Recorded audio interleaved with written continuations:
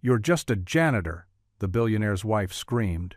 But when the single dad opened his locker and the shine of a secret war medal lit the room, everyone realized this was no ordinary man. Before we get into the story, comment below where in the world you are watching from today. The grand ballroom of the Plaza Hotel sparkled like a jewel box, its crystal chandeliers casting warm light across marble floors and gilded walls.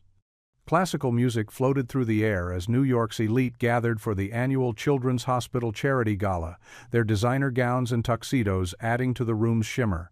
Near the entrance, Tom Hensley worked methodically with his mop, careful to stay out of the way of the arriving guests. His movements were precise and efficient, born from years of practice.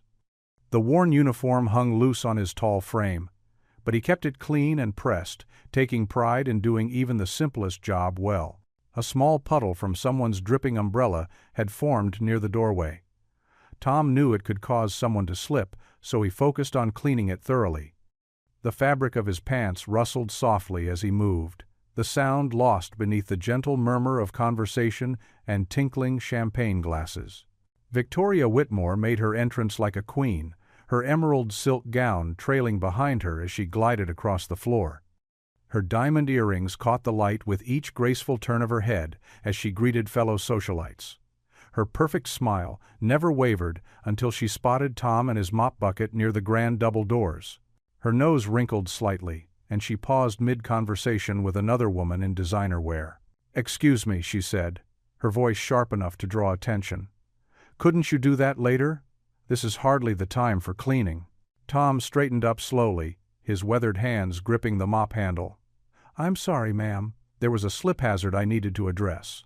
His voice was soft but steady, tinged with the slight drawl of his rural upbringing. Victoria's perfectly shaped eyebrows arched higher. "Well, you're making the entrance look shabby. This is a charity gala, not a janitorial convention." A few nervous titters rose from the growing crowd of onlookers. Tom's face remained calm, though a muscle twitched in his jaw. "I'll finish up quickly, ma'am. Just trying to keep everyone safe." "Safe?" Victoria let out a sharp laugh that echoed across the marble floor. "You're just a janitor. You don't belong here." Her words cracked through the air like a whip, causing nearby conversations to halt abruptly. The silence that followed was deafening.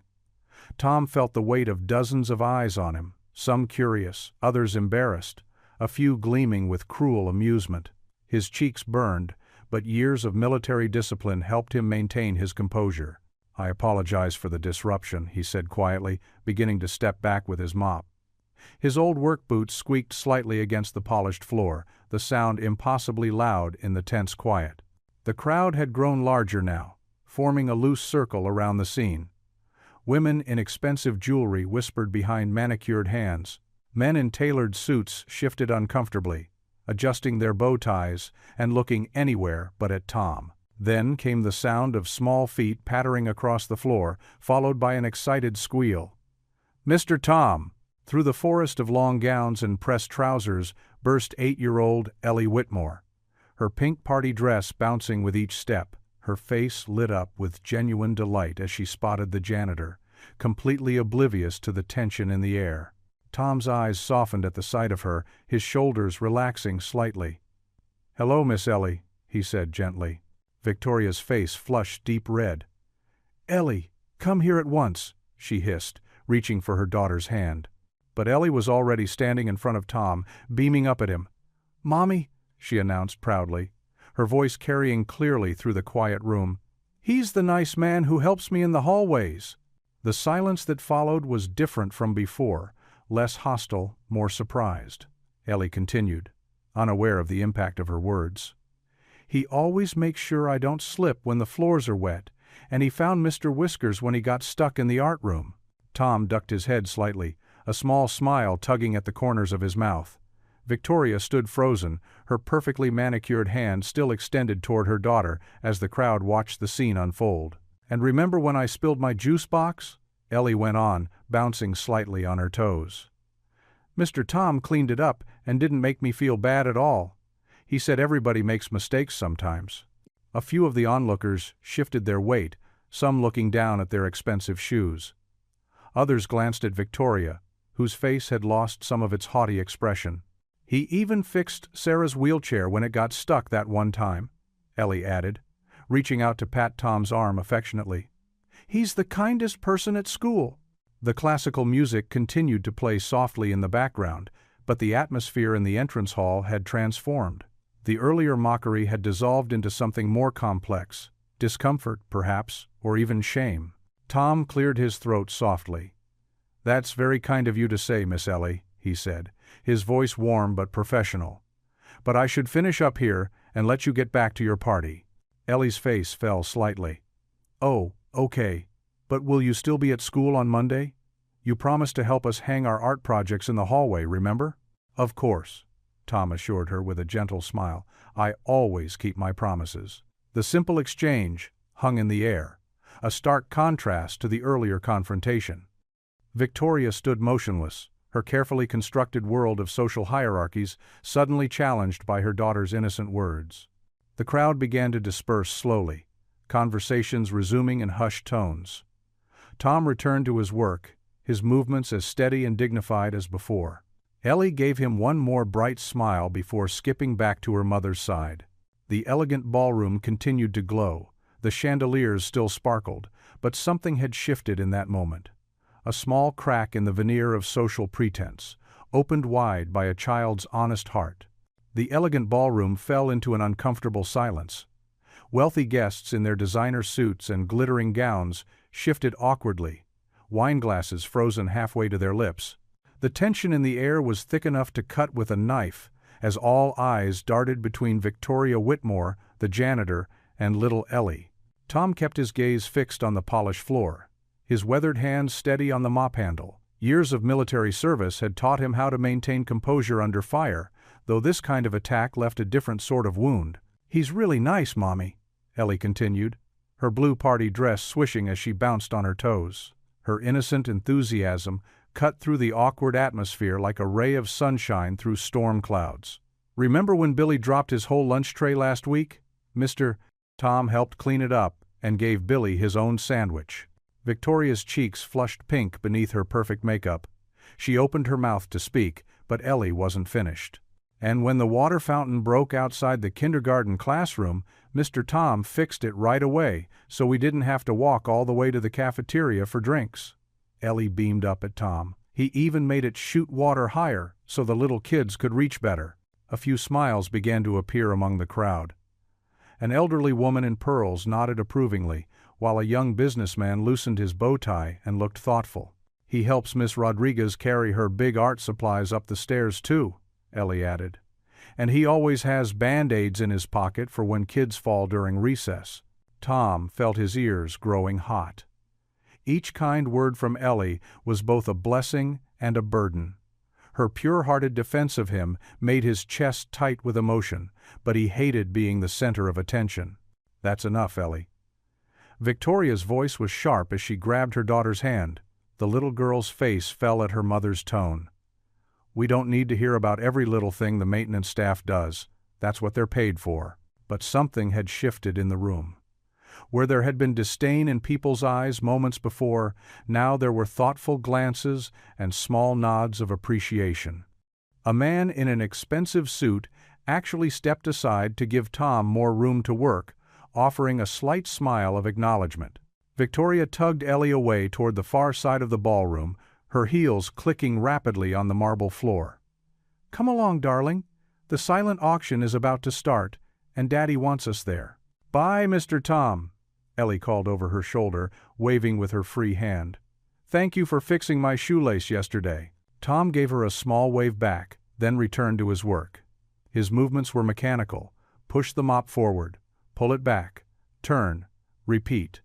The familiar rhythm helped calm his racing heart. He'd faced enemy fire without flinching, but somehow this evening had left him feeling more exposed than any battlefield. The party continued around him as he worked his way across the vast room. Glasses clinked, laughter echoed off the high ceilings, and the string quartet played on. But now, instead of completely ignoring him, some guests would pause their conversations as he passed, or step aside with a quiet, "Excuse me." One woman even picked up her long dress to make his job easier, offering a sympathetic smile. The hours crawled by. Tom cleaned spilled drinks, collected discarded napkins, and emptied elegant brass trash bins. His back ached from the constant bending and lifting, but he didn't complain. This job helped pay for Jack's college fund, and that was all that mattered. Finally, well past midnight, the last guests departed in their luxury cars and limousines. The other cleaning staff had already gone home, leaving Tom to finish the final details alone. He preferred it this way. The solitude was peaceful after the chaos of the evening. As he pushed his cleaning cart toward the service exit, his footsteps echoed in the empty ballroom. The chandeliers had been dimmed, casting long shadows across the floor he'd mopped so carefully hours before. In the quiet, he allowed himself to feel the full weight of Victoria's words. "You're just a janitor. You don't belong here." Tom reached the heavy metal service door and pushed it open, wheeling his cart into the storage room. After putting everything away in its proper place, he pulled on his worn jacket and stepped outside into the crisp night air. The temperature had dropped significantly, and his breath formed small clouds in front of his face. Standing there in the shadows of the Grand Hotel, Tom closed his eyes. "Lord," he whispered, his voice barely audible above the distant sound of traffic, "give me strength to keep going. Help me remember why I do this." He thought of Jack, of the veterans he helped on weekends, of kids like Ellie, who saw him as more than just the man who cleaned their messes. The cold air nipped at his face as he walked toward the bus stop, his footsteps quiet on the empty sidewalk. The night buses ran less frequently, but he didn't mind the wait. It would give him time to shake off the evening's events before heading home to Jack. Behind him, the Plaza Hotel continued to shine like a beacon in the night, its golden lights illuminating a world he cleaned but could never truly be part of. But thanks to one little girl's kindness, perhaps a few more people understood that worth couldn't be measured by the uniform someone wore. The city bus lurched to a stop at the corner of Cedar and 8th Street, its brakes squealing in protest. Tom Hensley stepped down onto the cracked sidewalk, his shoulders heavy with exhaustion. The night air was crisp, carrying the distant sounds of traffic and the occasional barking dog through the working-class neighborhood. His apartment building stood 5 stories tall, its red brick facade weathered by decades of city life. A flickering streetlight cast uneven shadows across the building's entrance as Tom made his way inside, his work boots echoing in the empty stairwell. The elevator had been broken for months, so he climbed the 4 flights to his floor, each step a reminder of the long night behind him. When he reached apartment 4C, warm light seeped through the gap beneath the door. Tom's key scraped against the lock, and he pushed the door open to find Jack hunched over the kitchen table, textbooks and papers spread out before him. The overhead light cast a gentle glow over his son's dark hair, so much like his mother's. "Hey, Dad," Jack said without looking up, his pencil moving steadily across a notebook page filled with math equations. "There's still some coffee in the pot if you need it."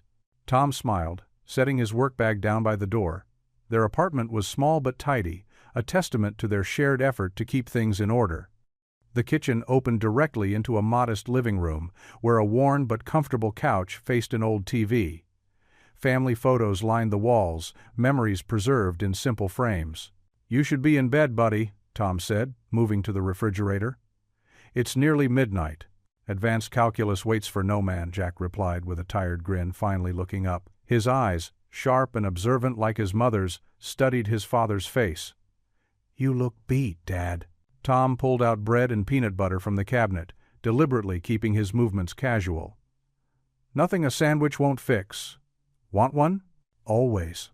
Jack pushed his textbook aside, making room on the table. Their kitchen was compact but functional, with just enough counter space for Tom to make their midnight snack. The familiar motions of spreading peanut butter onto wheat bread helped ease some of the tension from his shoulders. The memory of Victoria's contemptuous voice still echoed in his mind, but here in his kitchen with his son, it seemed less important. "How was work?" Jack asked, accepting the sandwich his father handed him. "The fancy charity thing, right?" Tom sat down across from his son, taking a bite of his own sandwich to buy time. "Oh, you know how these events go. Lots of cleaning up after people who don't notice we exist." Jack's expression darkened slightly. "Did someone give you trouble?" "Nothing I couldn't handle," Tom assured him quickly, not wanting to burden his son with the night's humiliation. People like us just have to work harder. That's all. It's not always fair, but that's life. That's bull. Jack caught himself, glancing at his father. That's not right, Dad. You work harder than anyone I know. 3 jobs and people still look down on you just because— Hey, Tom interrupted gently, reaching across the table to squeeze his son's shoulder. What matters is who we are, not what other people think. Your mom taught us that, remember? The mention of Sarah softened Jack's angry expression. He nodded, taking another bite of his sandwich. They ate in comfortable silence for a few minutes, the late-night quiet, broken only by the distant sound of sirens and the hum of their ancient refrigerator. Tom watched his son return to his homework, pride mixing with a familiar ache in his chest. Jack was brilliant, working hard for a scholarship that could open doors Tom had never dreamed of. Sometimes he saw so much of Sarah in him, the same determination, the same fierce intelligence. Time for bed, Tom said finally, gathering their plates. That calculus will still be there in the morning, Jack yawned, suddenly looking every bit his 16 years. Yeah, okay. You should get some sleep too, Dad. You've got the early shift at the factory tomorrow, right? Right as always. Tom rinsed the plates in the sink, listening to Jack pack up his books. Don't forget to brush your teeth. I'm not 10 anymore, Dad, Jack called over his shoulder as he headed to the bathroom, but there was affection in his mock protest. Tom followed him down the short hallway a few minutes later, pausing in Jack's doorway. His son was already under the covers, his room a teenager's organized chaos of books, sports equipment, and college brochures. Night, Dad, Jack mumbled, already half asleep. Good night, son. Tom pulled the door partly closed, then stepped into his own bedroom. Sarah's photo sat on the dresser where it had been for the past 8 years. She was laughing in the picture, her dark hair catching the sun, one arm around a younger Jack while the other held Tom close. He picked up the frame, his thumb brushing over the glass. I'll keep going. For him, Tom whispered to the quiet room, his voice barely audible. The promise felt both heavy and necessary, like the weight of his son's future resting on his shoulders. He set the photo down carefully and began preparing for bed, his movements slow with exhaustion. Tomorrow would bring another early morning, another long day of work. But for now, in the peaceful darkness of his home, with his son sleeping safely nearby, Tom found the strength to face whatever challenges lay ahead. Tom adjusted the wrench in his calloused hands as he worked on the drinking fountain's rusted pipes. The school hallway was quiet during class hours, sunlight streaming through nearby windows and casting long shadows across the worn linoleum floor. His navy blue uniform was already spotted with water, but he didn't mind. Fixing things brought him peace. "Mr. Tom!" A familiar voice chirped behind him. "What are you doing?" He turned to see Ellie Whitmore bouncing on her toes, her blonde hair in slightly messy pigtails and her school uniform slightly wrinkled from a day of activity. "Shouldn't you be in class, Miss Ellie?" Tom asked gently, though he couldn't help but smile at her enthusiasm. "It's recess." She peered around him at the dismantled fountain. "Is it broken?" "Just needs a little care, that's all." Tom adjusted a loose fitting. "Sometimes things just need someone to pay attention to what's hurting them." "Can I help?" Ellie's eyes lit up. "Please? I'm really good at helping." Tom hesitated, then handed her a clean rag. "You can dry the parts as I clean them. But be careful. Some of these edges are sharp." Ellie took the task seriously, carefully wiping each piece Tom handed her. Her small face scrunched in concentration as she worked, reminding Tom of how Jack used to look when helping him with household repairs years ago. "You're really good at fixing stuff," Ellie observed, handing back a freshly dried pipe fitting. "How come?" "Lots of practice," Tom replied, his voice warm. "When you can't afford to replace things, you learn to fix them instead." They worked together for several minutes, Ellie chattering about her day while Tom nodded and listened. He showed her how the fountain mechanism worked, explaining it in simple terms that made her eyes shine with understanding. When the bell rang, signaling the end of recess, Ellie didn't move. "Can I help you put your tools away?" Tom knew he should send her back to class, but something in her eager expression made him nod. All right, but then straight back to class, deal. Deal. She gathered up some of the smaller tools, following Tom down the hallway to his supply closet. The closet was neat and organized, with cleaning supplies carefully arranged on metal shelves. Tom's tools hung on a pegboard he'd installed himself, each one in its designated spot. But it was the old cardboard box on the highest shelf that caught Ellie's attention. "What's in there?" she asked, pointing up. Tom's heart tightened. He'd almost forgotten about that box.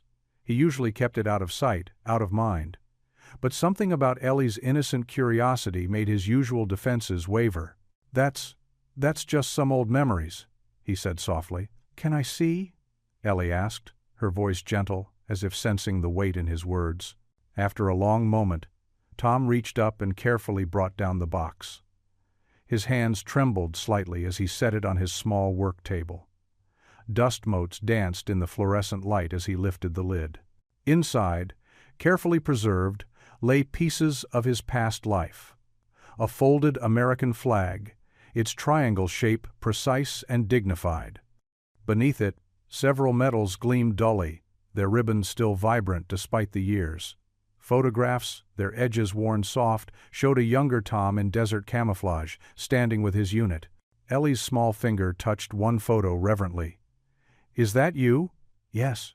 Tom's voice was barely above a whisper. "That was me, a long time ago. I was in the army." "Like a soldier?" Her eyes widened. Tom nodded, carefully lifting out one of the photos. It showed him with a beautiful woman with kind eyes, both of them laughing at something long forgotten. "That's my wife, Sarah. She passed away when Jack was little." Ellie's small hand found his, squeezing it gently. The simple gesture of comfort nearly undid him. As they looked through the box together, Ellie's questions were surprisingly gentle for a child her age. She asked about the different medals, listening intently as Tom explained each one in simple terms. But when she came to the Medal of Honor, its blue ribbon and gold star unmistakable, she fell silent. "I know what this one is," she whispered, her fingers hovering over its surface without touching it. "We learned about it in school. You're a hero." Tom quickly closed the box, his hands steady but his voice rough with emotion. "No, Ellie, I'm just a dad trying to get by." The Whitmore Mansion's formal dining room gleamed in the evening light. Crystal chandeliers cast warm reflections across the mahogany table, which could easily seat 20, but tonight held only 3. Victoria, Ellie, and Richard Whitmore, who was absorbed in his phone, barely touching his expertly prepared salmon. Ellie pushed her green beans around her plate, her mind clearly elsewhere. The clink of silverware against fine china filled the silence until she couldn't contain herself any longer. "Mommy, guess what I found out about Mr. Tom today?" Victoria looked up from her plate, her perfectly manicured fingers pausing around her wine glass. "Ellie, we don't discuss the help at dinner." "But Mommy, he has medals. Real ones. From the Army." Ellie's voice rose with excitement.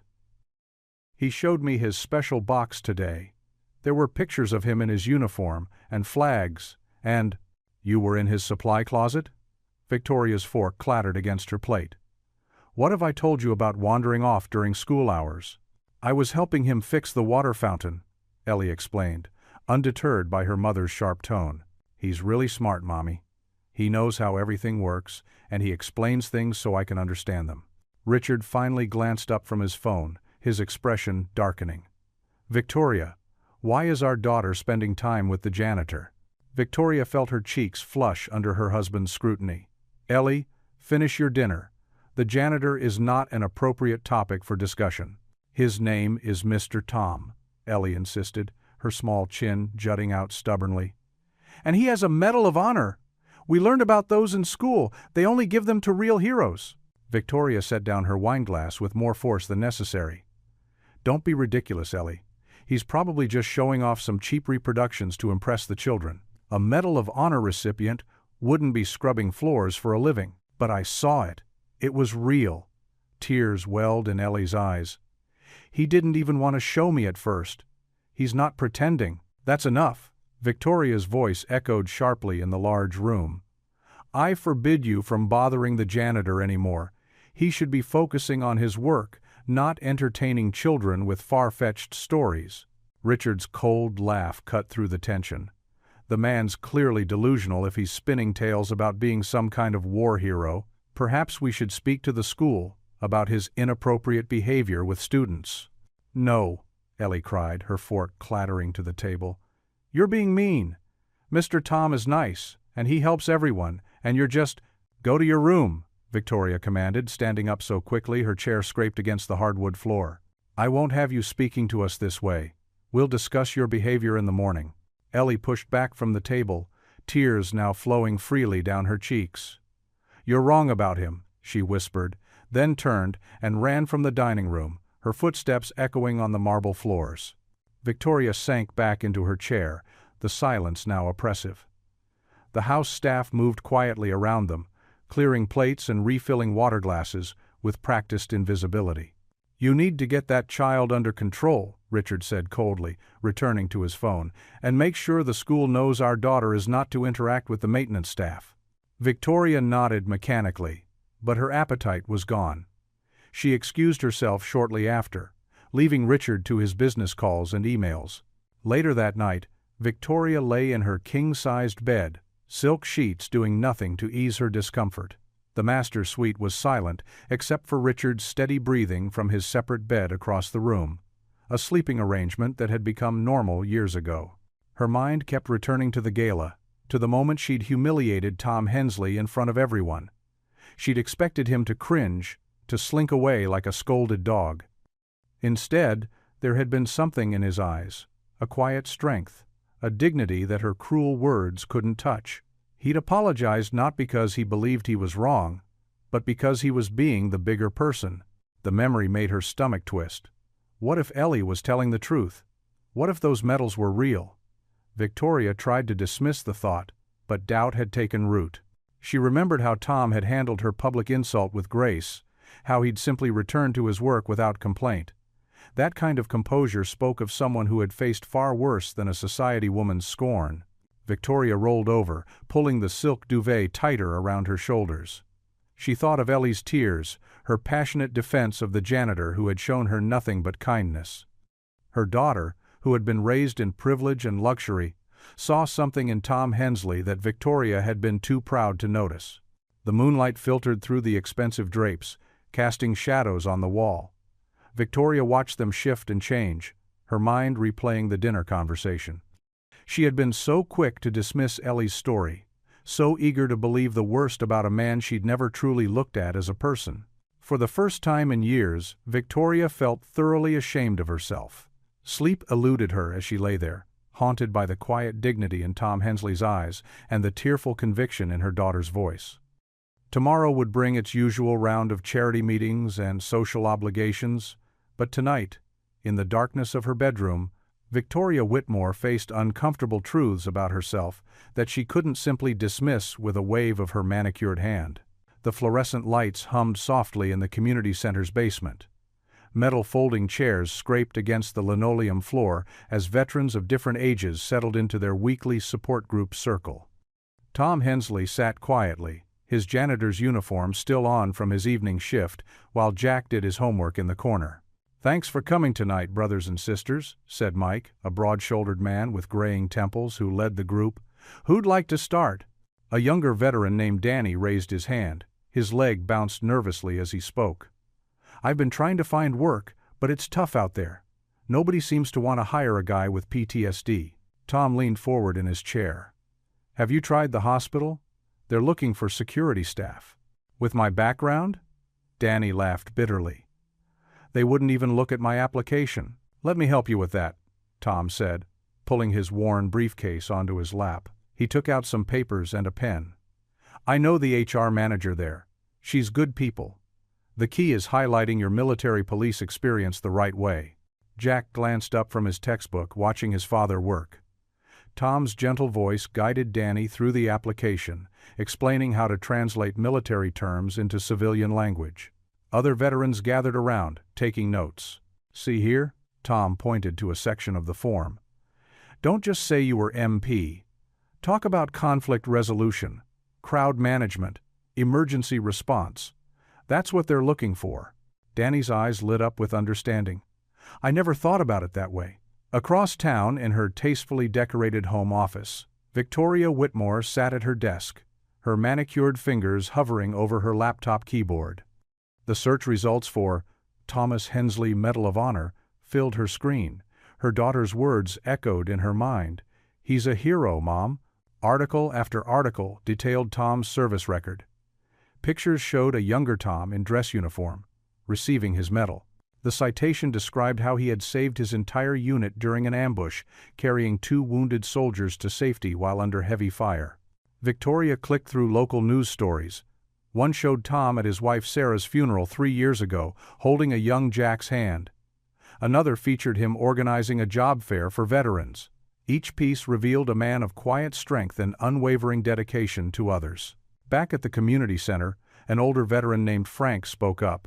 "Tom, you should be running this place, not mopping floors for rich folks who look down on you." Jack tensed at these words, but Tom just smiled. "Every job has dignity if you do it right. Besides, it puts food on the table and lets me help where I can." "Dad's the best janitor that school's ever had," Jack said proudly, though worry creased his young face.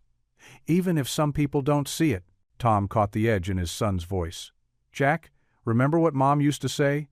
True worth isn't in what others think of you." "I know, Dad," Jack sighed, returning to his homework. But his eyes kept drifting to his father's tired face, noting the dark circles under his eyes from working double shifts. The veterans continued sharing stories and support, their laughter and conversation filling the basement with warmth. Tom moved from person to person, offering quiet advice, a steady hand on a shoulder, or just a listening ear. In her home office, Victoria found herself watching a video interview from last year's Veterans Day celebration. Tom spoke softly about service and sacrifice, not his own acts of heroism, but the daily courage of soldiers and their families. The interviewer asked about his Medal of Honor, but Tom redirected the conversation to the importance of supporting returning veterans. Her hands trembled slightly as she clicked on another link. This one showed Tom teaching math to struggling students during his lunch breaks. The article praised his patient approach and mentioned how he fixed playground equipment on weekends, using his own tools and time. The truth of who Tom Hensley really was crashed over Victoria like a wave. Here was a man who had earned his nation's highest military honor, yet accepted her public scorn without complaint. A decorated hero who spent his evenings helping others while working multiple jobs to support his son. She thought of how she had sneered at him, dismissing him as just a janitor. Shame burned in her chest as she remembered his dignified silence in the face of her cruelty. The man she had humiliated had saved lives, inspired others, and faced far greater challenges than she could imagine. At the community center, the meeting was wrapping up. Veterans clapped each other on the back, exchanged phone numbers, and made plans to help Danny practice for his job interview. "Thanks, Tom," Danny said, clutching his completed applications. "I don't know how you do it all." Tom gathered his things, helping Jack pack up his homework. "We're all in this together. That's what matters." The group filed out into the night, their voices carrying messages of support and friendship. Tom and Jack walked to the bus stop, their breath visible in the cool evening air. In her quiet office, Victoria closed her laptop slowly. The weight of her misconceptions and prejudices pressed heavily on her shoulders. She stared at her reflection in the dark screen, seeing herself through new eyes and not liking what she saw. The man she had dismissed as beneath her notice was, in truth, someone of remarkable character and courage. Tom Hensley wasn't just a janitor. He was a hero who continued to serve others quietly, humbly, asking nothing in return, not even the basic respect she had denied him. The morning sun streamed through the hallway windows as Tom worked on fixing a stubborn door hinge. The familiar sounds of children's chatter and footsteps echoed through the corridor. He heard the quick patter of small feet approaching and knew exactly who it was before he even turned around. "Mr. Tom! Mr. Tom!" Ellie's voice bubbled with excitement as she bounded toward him, her backpack bouncing with each step. Her dark curls were tied back with sparkly ribbons that caught the sunlight. Tom set down his screwdriver and gave her a gentle smile. "Good morning, Miss Ellie. Careful there, the floor's still a bit wet." She skidded to a stop, clutching a bright yellow flyer in her hands. "Look what we're having this weekend." She thrust the paper toward him. "It's our spring fair. There'll be games and cotton candy and a bounce house and everything." Tom took the flyer, noting the cheerful design covered in balloon drawings and bold letters announcing Annual Spring Fair, Saturday 10 a.m., 4 p.m. "Sounds like fun," he said, handing it back to her. "You have to come," Ellie insisted, her blue eyes wide with hope. "And bring Jack too, please?" She clasped her hands together. "Pretty please with sugar on top?" Tom's smile faltered slightly. "I don't know, sweetheart. Jack and I usually work weekends, but it's going to be the best fair ever." Ellie's lower lip quivered. "I already told my friends about how nice you both are. They want to meet you." Tom scratched his neck, considering how to let her down gently. The last thing he needed was to draw more attention to himself after the gala incident. But Ellie's earnest expression made his heart ache. "I promise, we'll be really good," she continued, bouncing on her toes. "And they're having a raffle for charity. Jack could win something cool." Tom sighed, knowing he was fighting a losing battle against her infectious enthusiasm. "Let me talk to Jack first, okay?" Ellie's face lit up like a Christmas tree. "Yes, thank you, thank you." She threw her arms around his waist in a quick hug before darting off to class. "See you Saturday." The rest of the week passed quickly, and despite Tom's reservations, Jack had surprised him by wanting to go. "Come on, Dad," his son had said. "When's the last time we did something just for fun?" Saturday morning arrived bright and clear. The school grounds had been transformed into a festive wonderland of colorful booths, streamers, and balloon arches.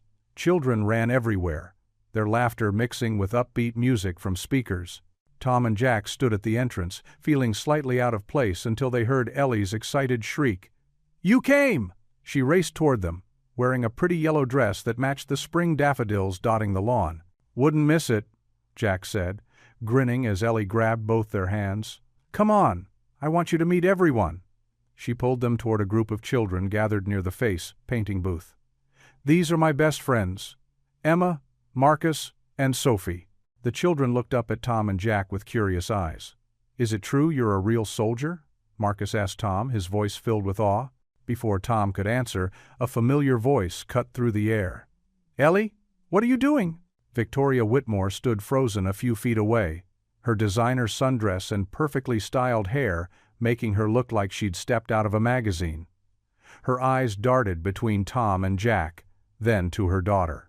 Ellie's grip on Tom's hand tightened. "Mommy, look who came to the fair." Victoria's lips pressed into a thin line. "I can see that." She moved closer, lowering her voice. "Ellie, I don't think it's appropriate." "But they just got here," Ellie protested. "And I promised to show Jack the games. He's really good at basketball. Did you know that?" Jack shifted uncomfortably. "Maybe we should go, Dad." "No." Ellie's eyes filled with tears. "Please don't go. Mom, please let them stay. Please?" Victoria looked around, noticing several other parents watching the scene unfold. Her cheeks flushed pink. "Fine," she said tightly. "But stay where I can see you." Relief washed over Ellie's face. "Thank you, Mommy." She tugged on Jack's arm. "Come on, the basketball toss is this way." As the children moved toward the game booths, Tom hung back. "Mrs. Whitmore," he said quietly, "I promise we won't cause any trouble. Ellie's just been very kind to us." Victoria's expression softened slightly. "She has a good heart," she admitted. "Sometimes too good for her own good." She paused, then added, "Just be careful with her feelings." Tom nodded, understanding the unspoken warning in her words. He followed the children to the basketball booth, where Jack was already showing Ellie how to improve her shooting form. The girl's face scrunched in concentration as she tried to copy his stance. The afternoon passed in a blur of activity. Jack won a stuffed penguin at the ring toss and immediately gave it to Ellie. They shared cotton candy, played more games, and visited the bounce house. Victoria kept her distance but stayed within sight, her expression gradually shifting from concern to curiosity as she watched her daughter's joy. Tom found a quiet spot near the refreshment stand, content to observe. Jack was helping younger kids at the beanbag toss, his natural leadership emerging as he encouraged their efforts. The sight made Tom's heart swell with pride. Then he heard it, a sound he hadn't heard in far too long. Jack threw his head back and laughed, really laughed, at something Ellie had said. The sound was pure and unguarded, like sunshine breaking through clouds. Tom closed his eyes briefly, sending up a silent prayer of gratitude. In that moment, watching his son's happiness, all the struggles and heartaches seemed worth it. He didn't notice Victoria watching him, or the way her own expression had softened into something close to understanding. The crystal glasses clinked as Victoria arranged them on the mahogany bar cart in their penthouse living room. The city lights twinkled through floor-to-ceiling windows, casting a soft glow across the marble floors. She heard the elevator doors slide open, followed by Richard's heavy footsteps. "Victoria." His voice was cold, controlled. "We need to talk." She turned to face her husband, noting his rigid posture and the tight line of his mouth. Richard stood there in his perfectly tailored charcoal suit, his silver hair immaculate as always. But something in his eyes made her stomach clench. "Is everything all right, dear?" She kept her voice light, though her hands trembled slightly as she poured him his usual evening scotch. "No, everything is not all right." He didn't take the offered drink. Instead, he pulled out his phone and held it up, showing her a text message. "Care to explain why Margaret Holbrook just sent me this?" Victoria's heart sank as she read the message about her being seen talking with the school janitor at the fair. The words, unseemly and concerning, jumped out at her. "Richard, it wasn't. Do you have any idea what this looks like?" His voice rose sharply. "My wife, consorting with the help? The same man you properly put in his place at the gala? He was there with his son," Victoria tried to explain. "Ellie invited them. Ellie is 8 years old." Richard slammed his hand down on the bar cart, making the glasses rattle. "She doesn't get to make these decisions. And you." He stepped closer, his cologne overwhelming. "You should know better." Victoria backed away slightly, bumping into the cart. "Richard, if you'd just listen." "No, you listen." He grabbed her wrist, not hard enough to hurt, but firm enough to make his point. "We have a position to maintain in this city. People look up to us. They respect us. And I will not have you throwing that away by befriending the janitor, of all people." "He's a war hero," Victoria whispered, surprising herself with the defense. Richard's laugh was sharp and cruel. "A war hero? Is that what he's telling people now?" "Please, Victoria, don't be so naive. He's nothing but a maintenance man who probably couldn't hack it in the real world." Tears pricked at Victoria's eyes, but she blinked them back. "Ellie saw his Medal of Honor. He has commendations." "I don't care if he has 1,000 medals." Richard's voice echoed off the high ceilings. "He cleans toilets for a living. He's beneath us, beneath you. And I won't have my wife becoming the laughingstock of our social circle because she's developed some misplaced guilt over putting a servant in his proper place." Victoria felt herself shrinking under his words, years of conditioning taking hold. "I'm sorry," she murmured. "I didn't mean to embarrass you." "This ends now," Richard declared, finally releasing her wrist. "No more chatting with the help, no more allowing Ellie to associate with his kind. Am I clear?" She nodded mutely, watching as he straightened his tie and smoothed back his hair. "Good." He picked up the scotch she'd poured and took a long sip. "I have calls to make. Don't wait up." Richard strode toward his home office, leaving Victoria standing alone in the vast living room. The city lights seemed colder now, more distant. She touched her wrist where he'd gripped it, feeling the phantom pressure of his fingers. With slow steps, she made her way to their bedroom suite. The space was immaculate, decorated in creams and golds, but suddenly it felt suffocating. She sat at her vanity, staring at her reflection in the ornate mirror. The woman looking back at her wore designer clothes and perfect makeup, but her eyes held a sadness she couldn't hide. She thought of Tom's quiet dignity, of the way he spoke so gently to the children at school, of the pride in his son's eyes when they were at the fair. Victoria leaned closer to the mirror, her perfectly manicured hands gripping the edge of the vanity. "But what if I've been wrong about him?" She whispered to her reflection, the words barely audible in the silent room. The question hung in the air, unanswered, as the city continued to sparkle beyond her windows, indifferent to her inner turmoil. The autumn sun filtered through the school windows, casting long shadows across the empty hallways. Tom pushed his worn broom methodically, the soft swishing sound echoing through the quiet corridor. Ellie skipped alongside him, wielding a child-sized broom she'd begged him to let her use. "Like this, Mr. Tom?" She demonstrated her sweeping technique with enthusiasm, if not precision. Tom smiled warmly. "That's pretty good, Ellie. Try to keep the dust from flying up too much." He showed her how to angle the broom, his large hands gently adjusting her grip on the handle. "My dad says cleaning is for servants," Ellie said matter-of-factly, then frowned. "But I like helping you. It's fun." Tom paused, choosing his words carefully. "You know, Ellie, there's no shame in honest work. Every job matters, even if some folks don't see it that way. Is that why you're always fixing things for everyone?" Her big eyes looked up at him curiously. "Well," Tom said, resuming his sweeping, "my mom taught me that helping others is what makes life worth living. She used to say that kindness is like a boomerang, it always comes back to you." Ellie giggled.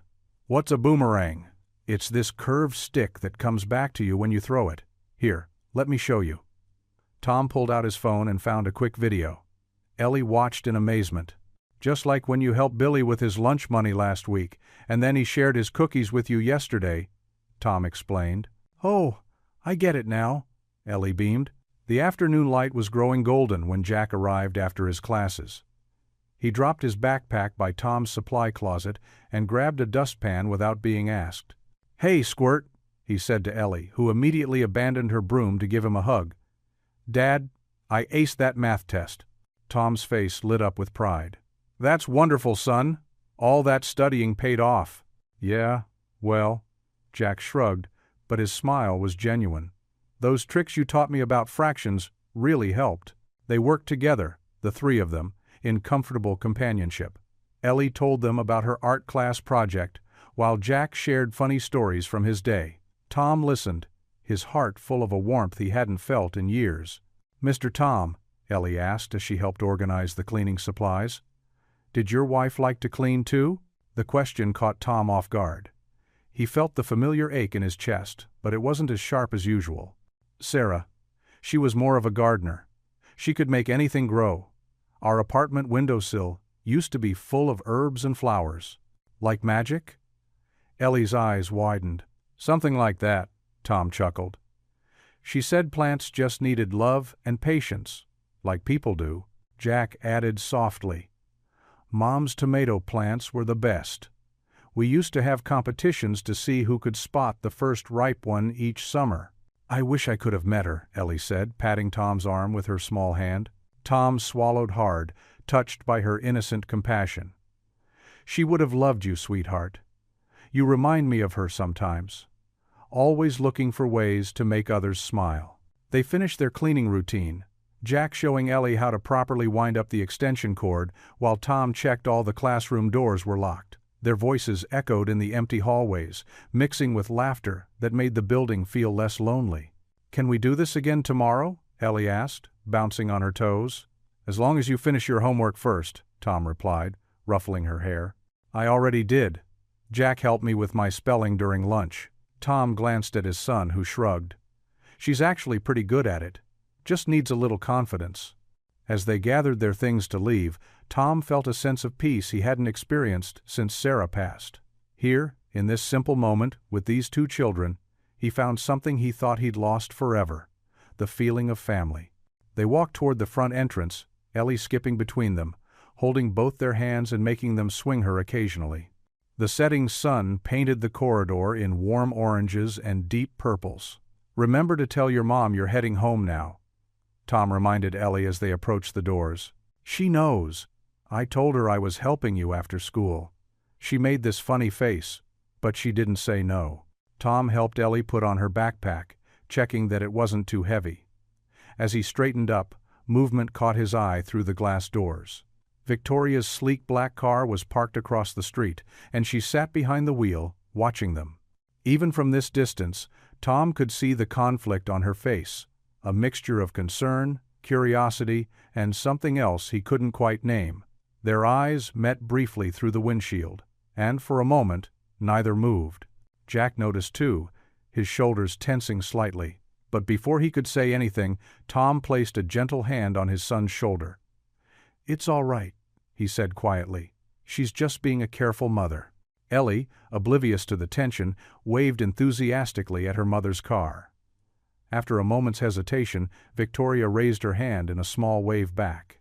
Tom busied himself with locking up the school doors, trying to give Victoria space to collect her daughter without awkwardness. He knew this delicate balance, this unexpected connection between their families, was complicated for her. Her world of wealth and privilege was far removed from his simple life of service and survival. As he turned the key in the lock, Tom sent up a silent prayer of gratitude for the small miracles of the day: his son's test success, Ellie's innocent wisdom, and the healing power of simple work done together. Whatever tomorrow might bring, these moments were precious gifts he wouldn't take for granted. Victoria's hands trembled slightly as she adjusted the silverware on her formal dining table. The heavy crystal glasses caught the evening light, sending tiny rainbows dancing across the crisp, white tablecloth. She had dismissed the household staff for the night, wanting this dinner to feel more personal, less intimidating.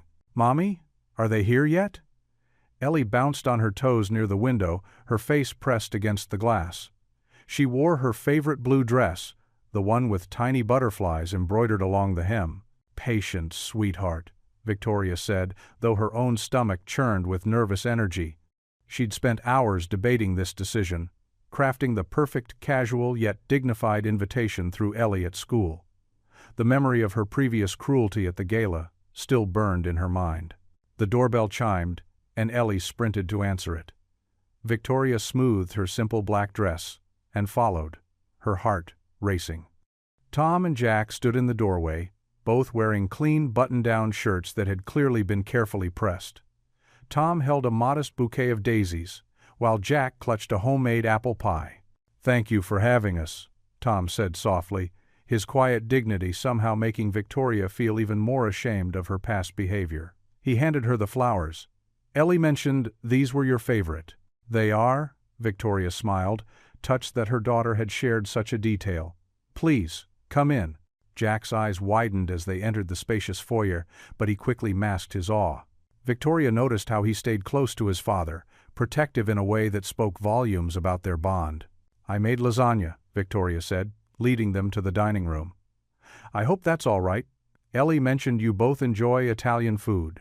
"Dad makes the best spaghetti," Ellie announced, grabbing Jack's hand and pulling him toward his chair. "But he says trying new things keeps life interesting." The initial moments were stiff, with awkward pauses and careful movements. Victoria served the food while Tom and Jack sat ramrod straight, as if afraid to disturb the perfect table setting. But Ellie, bless her heart, kept chattering away, building bridges with her innocent observations. "Jack helps at the Veterans Center too," Ellie announced proudly between bites. "He's teaching computer skills to the older veterans. Isn't that cool, Mom?" Victoria turned to Jack with genuine interest. "That's wonderful. How did you get involved?" Jack glanced at his father before answering. "Dad always says we have to give back, even when we don't have much. He taught me that everyone has something valuable to share." "Jack's being modest," Tom added softly. "He's brilliant with computers. Taught himself programming from library books."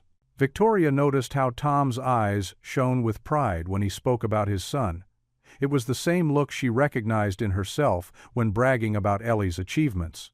As the meal progressed, the tension began to melt.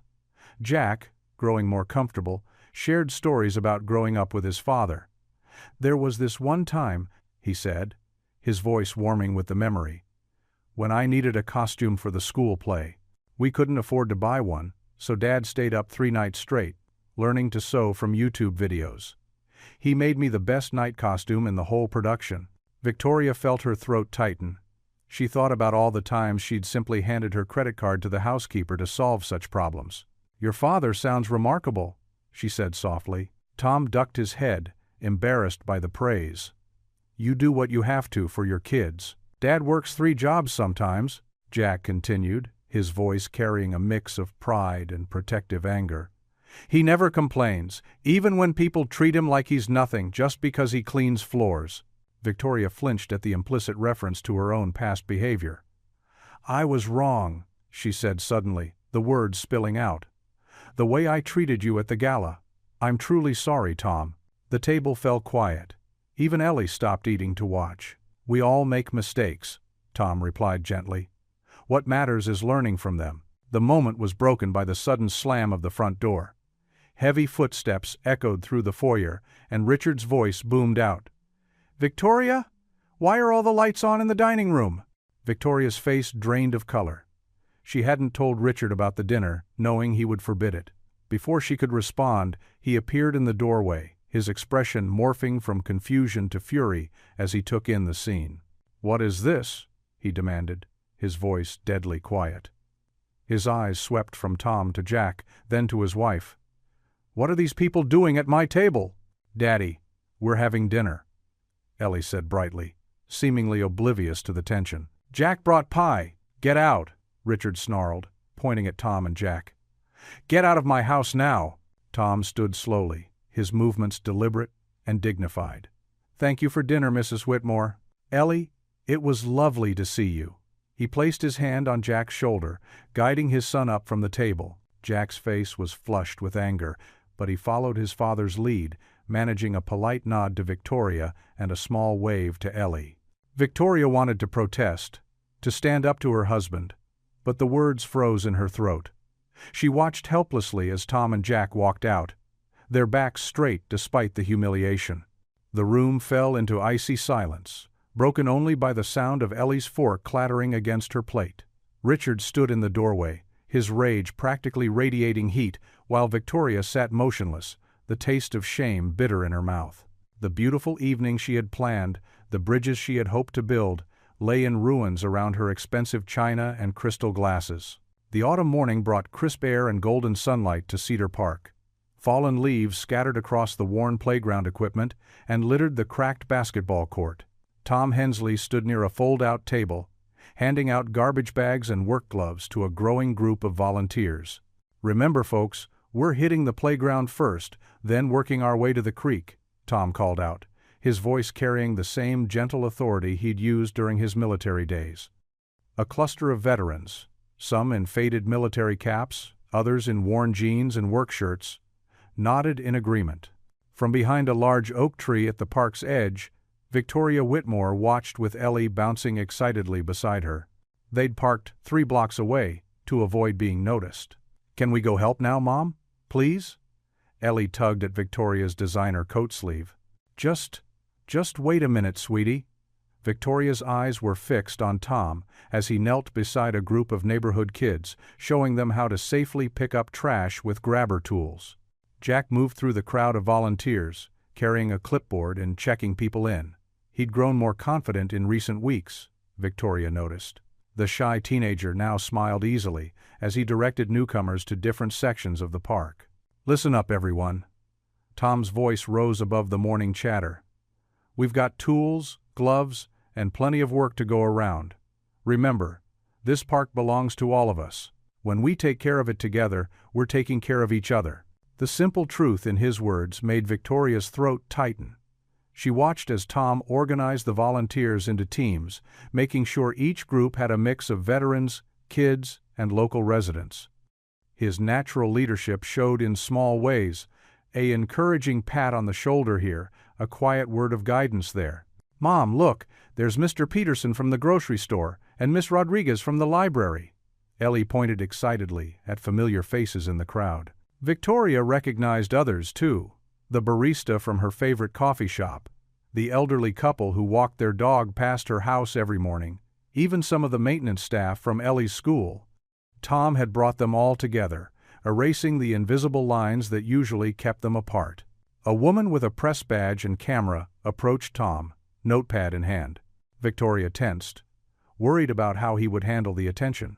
"Mr. Hensley," the reporter called out, "could you tell us what inspired this community cleanup?" Tom paused his work, wiping his brow with his sleeve.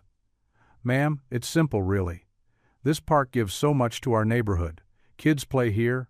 Families make memories here. It deserves our care in return," the reporter scribbled quickly. "And how did you get such a diverse group to volunteer?" Tom's quiet laugh carried across the morning air. I just reminded folks that dignity comes from doing what needs doing. Doesn't matter if you're a veteran, a student, or just someone who cares, there's honor in honest work. Victoria felt tears prick at her eyes. She thought of her own husband, Richard, who would never understand the beauty of what she was witnessing. To him, status came from what you owned, not what you gave. As the morning wore on, Victoria watched Tom work alongside everyone else. He cleared trash from the creek bed, helped repair a broken swing set, and showed kids how to plant new flowers in the garden boxes. His actions spoke louder than any words could. The local news crew arrived, setting up their camera near the newly cleaned playground. They asked Tom for a brief statement about the day's efforts. Tom stepped forward, uncomfortable with the spotlight, but willing to speak for the cause. "What you're seeing here today isn't about me," he said, his voice steady and sincere. "It's about community.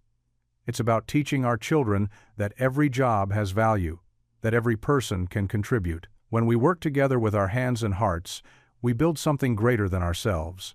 Ellie squeezed Victoria's hand. "Mom, that's why I love Mr. Tom.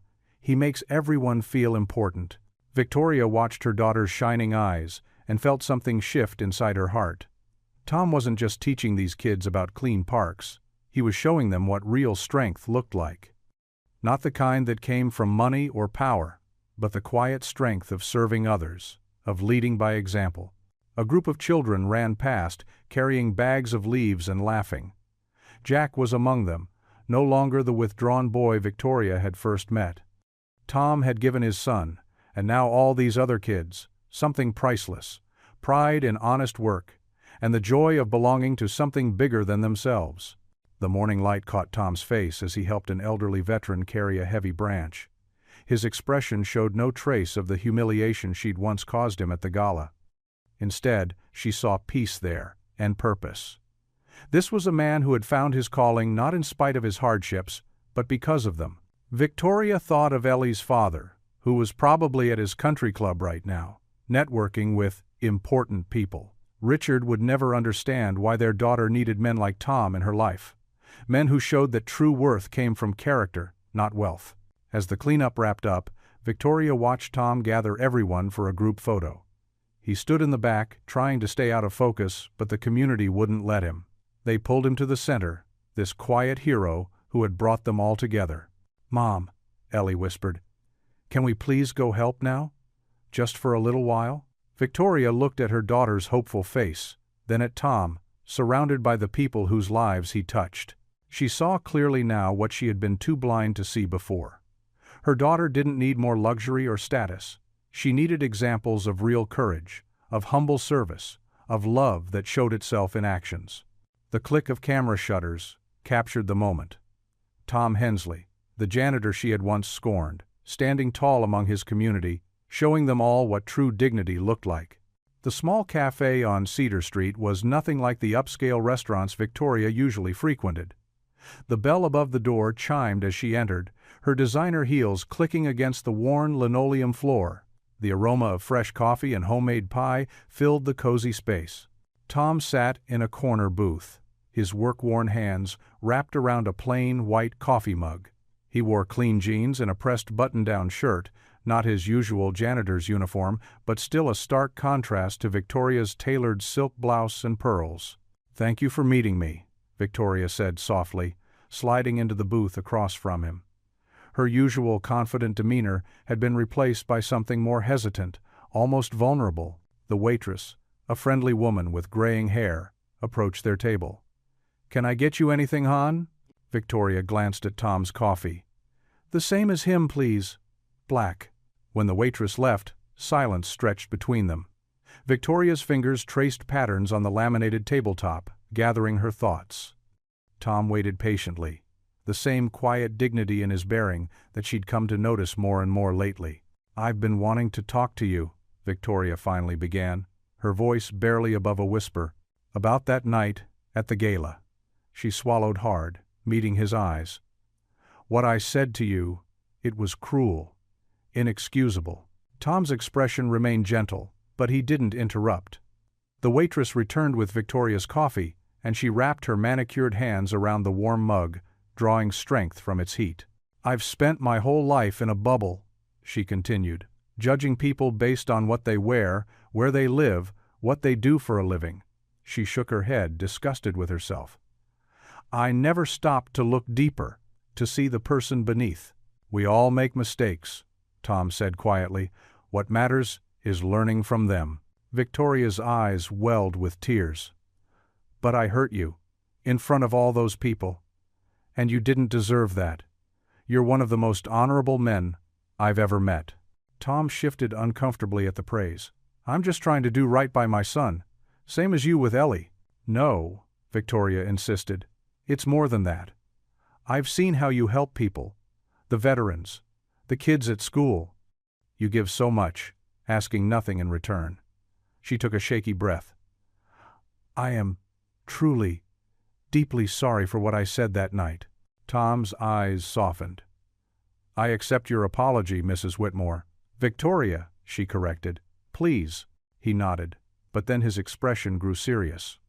"Victoria, I appreciate this conversation, but," he gestured at the space between them, "our worlds are very different. I'm still just a janitor, and you're still—" "Richard's wife?"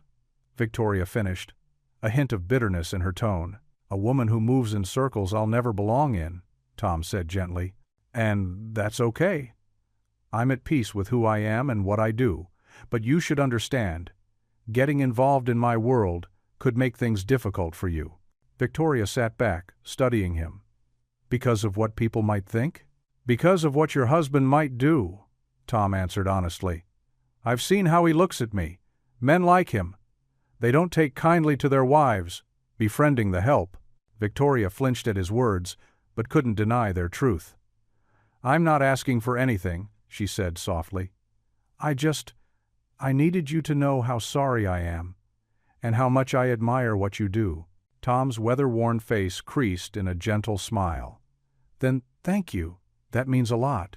They finished their coffee in companionable silence, something unspoken passing between them. An understanding, perhaps, or the beginning of trust. When Victoria reached for her wallet, Tom shook his head. "Please," he said, "let me get this." She started to protest, but saw the quiet determination in his eyes. This small gesture of dignity meant something to him, so she simply nodded. "Thank you." They walked to the door together, and Tom held it open for her. The afternoon sun was warm on their faces as they stepped outside. "Dad!" Jack's voice called from nearby. The teenager was leaning against a lamppost, obviously waiting for his father. Victoria smiled at them both. "Thank you for meeting with me," she said, then turned and walked to her car, her heels clicking against the sidewalk. Jack sidled up to his father, a mischievous grin on his face. "So, having coffee with the fancy lady, huh?" Tom felt heat rise in his cheeks. "It wasn't like that, son. She just wanted to apologize for something." "Sure, Dad," Jack teased, nudging his father's shoulder. "That's why you're blushing." Tom laughed, despite himself, reaching out to ruffle his son's hair. The sound of Victoria's car starting up drew his attention for just a moment, and he watched as she drove away, carrying with her a piece of understanding about his world that she hadn't had before. The school gymnasium buzzed with excitement as students, parents, and teachers filed in for the Veterans Day celebration. Red, white, and blue bunting draped the walls, and hand-drawn posters by elementary students covered every available space. The bleachers creaked under the weight of the growing crowd. Tom stood at the back of the gym in his janitor's uniform, making sure the microphone cables were properly secured. He kept his head down, focused on his work, though his mind drifted to his own military service. These celebrations always stirred up memories, both proud and painful. Jack sat in the middle section with some other high school students, occasionally glancing back at his father with a knowing smile. He wore Tom's old service pin on his jacket lapel, a small gesture that meant the world to his dad. Victoria arrived in a tasteful navy dress, taking her seat near the front row. She noticed Tom immediately, watching how he moved with purpose despite trying to remain invisible. Ellie bounced beside her, clutching a piece of paper to her chest, practically vibrating with anticipation. "Mom, is it time yet?" Ellie whispered for the third time. Soon, sweetie. Remember what we practiced? The principal stepped up to the podium, welcoming everyone and beginning the ceremony. A local color guard presented the flags, and the school band played a somewhat wobbly but heartfelt rendition of the national anthem. Various speakers took turns sharing stories about service and sacrifice. Tom listened while he worked, remembering faces of brothers and sisters in arms. His hands moved automatically, checking sound equipment, adjusting a loose chair, always keeping busy. It was easier than standing still with his thoughts. Finally, the principal announced, "And now, one of our students has a special presentation. Please welcome Ellie Whitmore." Victoria squeezed her daughter's hand as Ellie stood up, smoothing her dress before walking to the podium. She needed a small step stool to reach the microphone, drawing gentle chuckles from the audience. "Today we're supposed to talk about heroes," Ellie began, her clear voice carrying across the gymnasium. "Everyone thinks heroes wear capes or fancy uniforms, but sometimes heroes wear work clothes and carry mops." Tom's head snapped up from where he was coiling a cable. His heart began to pound. "Mr. Hensley is our school janitor," Ellie continued. "But before that, he was a soldier who won the Medal of Honor. He saved his whole team when they were in trouble, but that's not why he's my hero." The crowd murmured, many heads turning toward Tom. He felt rooted to the spot, unable to move or hide. "He's my hero because he still helps people every day. He fixes things when they're broken. He helps kids when they're sad. He teaches veterans how to find jobs. And he never wants anyone to know how special he is." Victoria watched Tom's face, seeing the emotion he was fighting to control. His son Jack sat straighter, pride evident in his posture. "Mr. Hensley?" Ellie called out. "Could you please come up here?" For a moment, Tom didn't move. Then Jack stood up and started clapping, followed by other students. The applause spread like a wave through the gymnasium. Tom walked slowly toward the stage, his work boots heavy on the polished floor. Ellie beamed at him, holding out her hand. He took it, careful and gentle, as she led him to the microphone. "Would you tell us about what it means to serve?" she asked, looking up at him with complete trust. Tom cleared his throat, adjusting the microphone. His voice came out soft but steady. "Service isn't about medals or recognition," he began. "It's about showing up every day for the people who need you. Whether you're carrying a rifle or a mop, the important thing is to do your duty with dignity." The gymnasium grew silent, every person leaning forward to catch his words. "I learned in the military that hope isn't about big victories. It's about small acts of kindness. It's about picking each other up when we fall. It's about remembering that we're all part of something bigger than ourselves." Victoria felt tears welling in her eyes as she watched this humble man, whom she had once dismissed so cruelly, captivate the entire room with his quiet wisdom. "The greatest sacrifice isn't giving your life," Tom continued, his voice growing stronger. "It's living each day with purpose, even when it's hard. It's showing our children that character matters more than status. It's believing that every person has value, no matter what uniform they wear." He looked down at Ellie, who was gazing up at him with shining eyes. "This young lady reminded me that heroes aren't defined by their past actions, but by how they treat others in the present. She taught me that sometimes the smallest voices speak the biggest truths." Scattered sniffles could be heard throughout the gymnasium. Several veterans in the audience nodded in understanding. "So today, as we honor veterans, remember that service doesn't end when the uniform comes off. It continues in how we treat each other, how we build our communities, and how we pass on values to the next generation." The first person to stand was Jack, applauding with tears streaming down his face.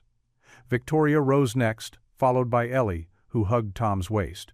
Like a wave, the entire audience got to their feet, their applause thundering through the gymnasium.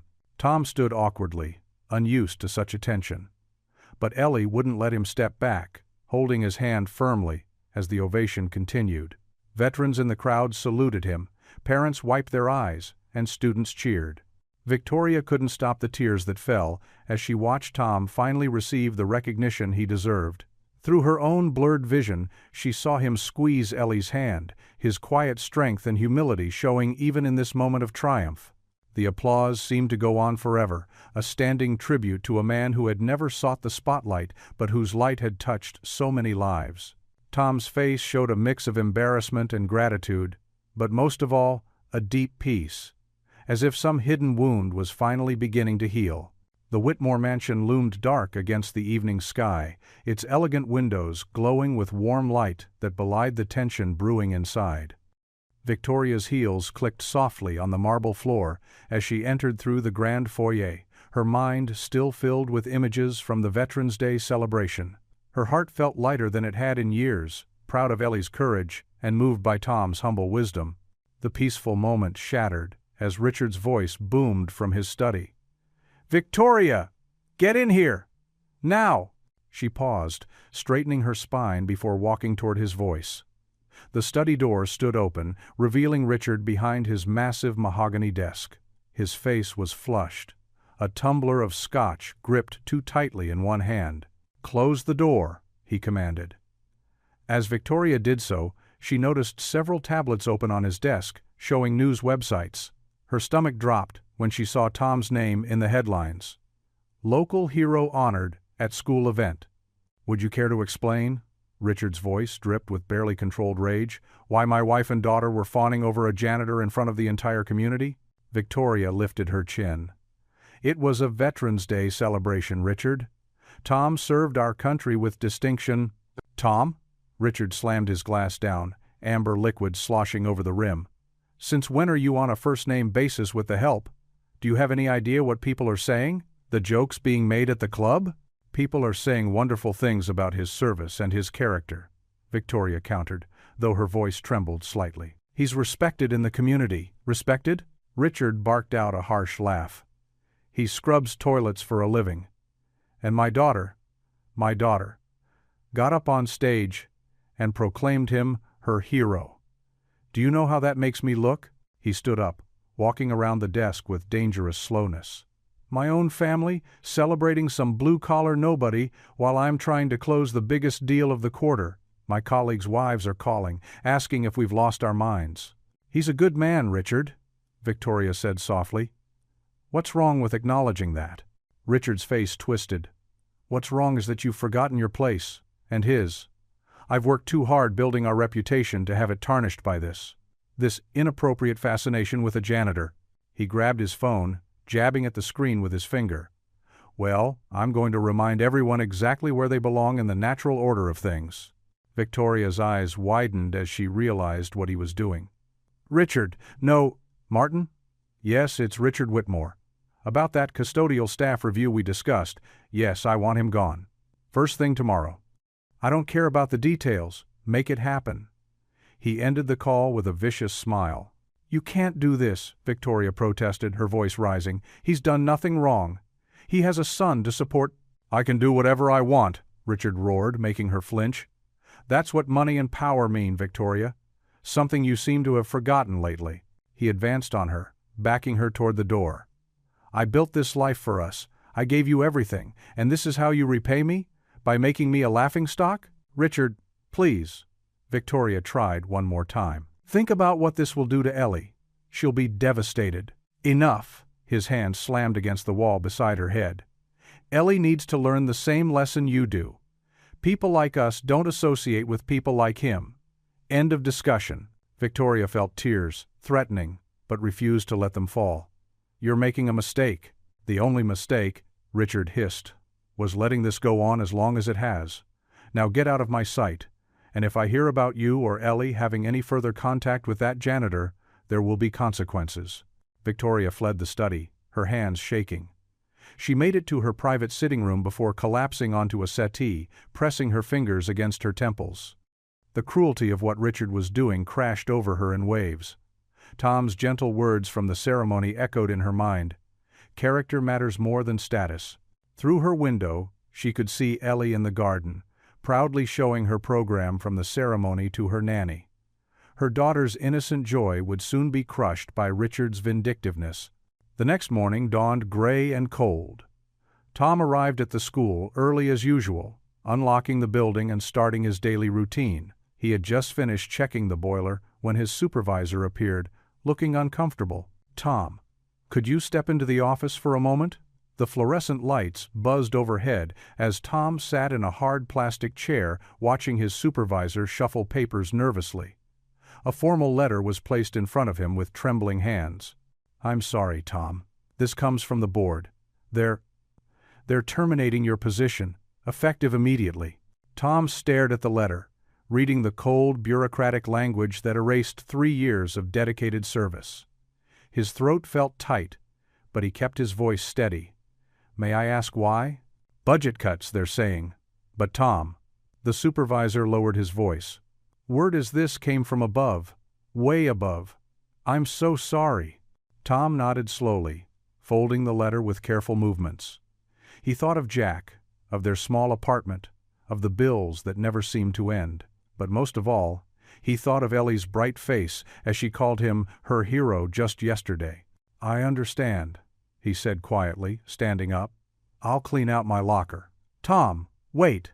But he was already walking away, his back straight, his dignity intact, even as his world crumbled around him. In his small supply closet office, Tom gathered his few personal items into a cardboard box. The Medal of Honor that had caused such a stir stayed hidden in its case. He touched the worn door frame one last time, remembering all the children who had found sanctuary here when they needed a quiet moment or a kind word. The morning bell would ring soon. He couldn't bear to see Ellie's face when she learned he was gone. Hefting the box, Tom walked through the empty halls one final time, his footsteps echoing in the silence. Outside, the autumn wind caught his jacket, but he barely felt the cold. Tom's hands trembled as he held the dismissal notice in their small kitchen. The morning sunlight streaming through the worn curtains seemed to mock the darkness settling in his heart. Jack sat across from him at their scratched wooden table, his half-eaten cereal growing soggy as he stared at his father's face. "They can't do this," Jack said, his voice barely above a whisper. "They can't just fire you for no reason." Tom folded the paper carefully, his movements deliberate and slow. "They found a reason, son. Budget cuts, they said." "That's bull." Jack slammed his fist on the table, making the milk splash out of his bowl. "It's that rich jerk, isn't it? Ellie's dad? This is because of him." "Watch your language," Tom said softly, but without his usual conviction. He reached for a paper towel to clean up the spilled milk, his hands moving automatically through the familiar motion of cleaning, even now. "No, Dad, I won't watch my language." Jack stood up so quickly his chair scraped against the linoleum floor. "This always happens to us. Every time things start looking up, someone kicks us back down. It's not fair." Tom's heart ached at the raw pain in his son's voice. "Life isn't always fair, Jack. We know that." "That's your answer for everything." Jack's face flushed red with anger. "Just take it. Just let people walk all over us. Mom would have fought back." The mention of his late wife hit Tom like a physical blow. He closed his eyes briefly, remembering her fierce spirit, her determination. "Your mother knew when to fight and when to show grace," he said quietly. "Grace?" Jack laughed bitterly. "What good has Grace done us? We live in this tiny apartment. You work 3 jobs. Worked 3 jobs." He corrected himself with a harsh laugh. "And for what? So some rich guy can destroy everything because his wife was nice to us?" Tom stood up slowly, reaching for his son, but Jack jerked away. Don't try to make this okay." In their small living room, the walls seemed to close in as Jack paced like a caged animal. The few family photos on the walls trembled slightly with each of his angry steps. Tom watched his son, seeing not just the angry teenager before him, but the little boy who'd lost his mother too young, who'd had to grow up too fast. "I know you're hurting, son," Tom began. "You don't know anything." Jack spun around, tears now mixing with his anger. "You just keep smiling and praying and acting like everything's fine when it's not. It's not fine, Dad. Nothing about this is fine." Tom's shoulders sagged under the weight of his son's words. He sank onto their worn couch, his head bowing slightly. In the quiet of his heart, he lifted up a silent prayer. "Lord, give me strength. Show me the way." Across town, in her luxurious bedroom, Victoria sat at her vanity, staring at her reflection, but seeing only her shame. Her hands clutched her phone. Tom's number displayed on the screen. She'd dialed it a dozen times since learning what Richard had done, but hadn't found the courage to press call. The sound of Richard's voice drifted up from his study below, probably making more calls, destroying more lives with casual cruelty. Her stomach churned at the thought of her part in all this. If she hadn't been so proud that first night at the gala, if she hadn't looked down on Tom. Back in the Hensley apartment, Tom finally stood up. "Start your homework, Jack. We'll figure this out." "Homework?" Jack's voice cracked. "Who cares about homework? We'll probably have to move anyway. Start over, again." The truth of those words settled heavily in Tom's chest.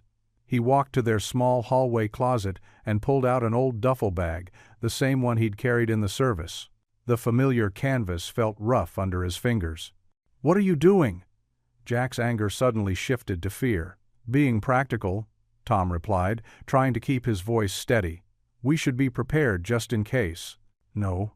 Jack grabbed the bag from his father's hands. "No, we can't let them win like this. Jack." Tom's voice held a warning note. "This is our home." Jack clutched the bag to his chest, looking suddenly young and vulnerable. "All my friends are here. The veterans group needs you. Ellie needs you." At the mention of Ellie, Tom's resolve nearly broke.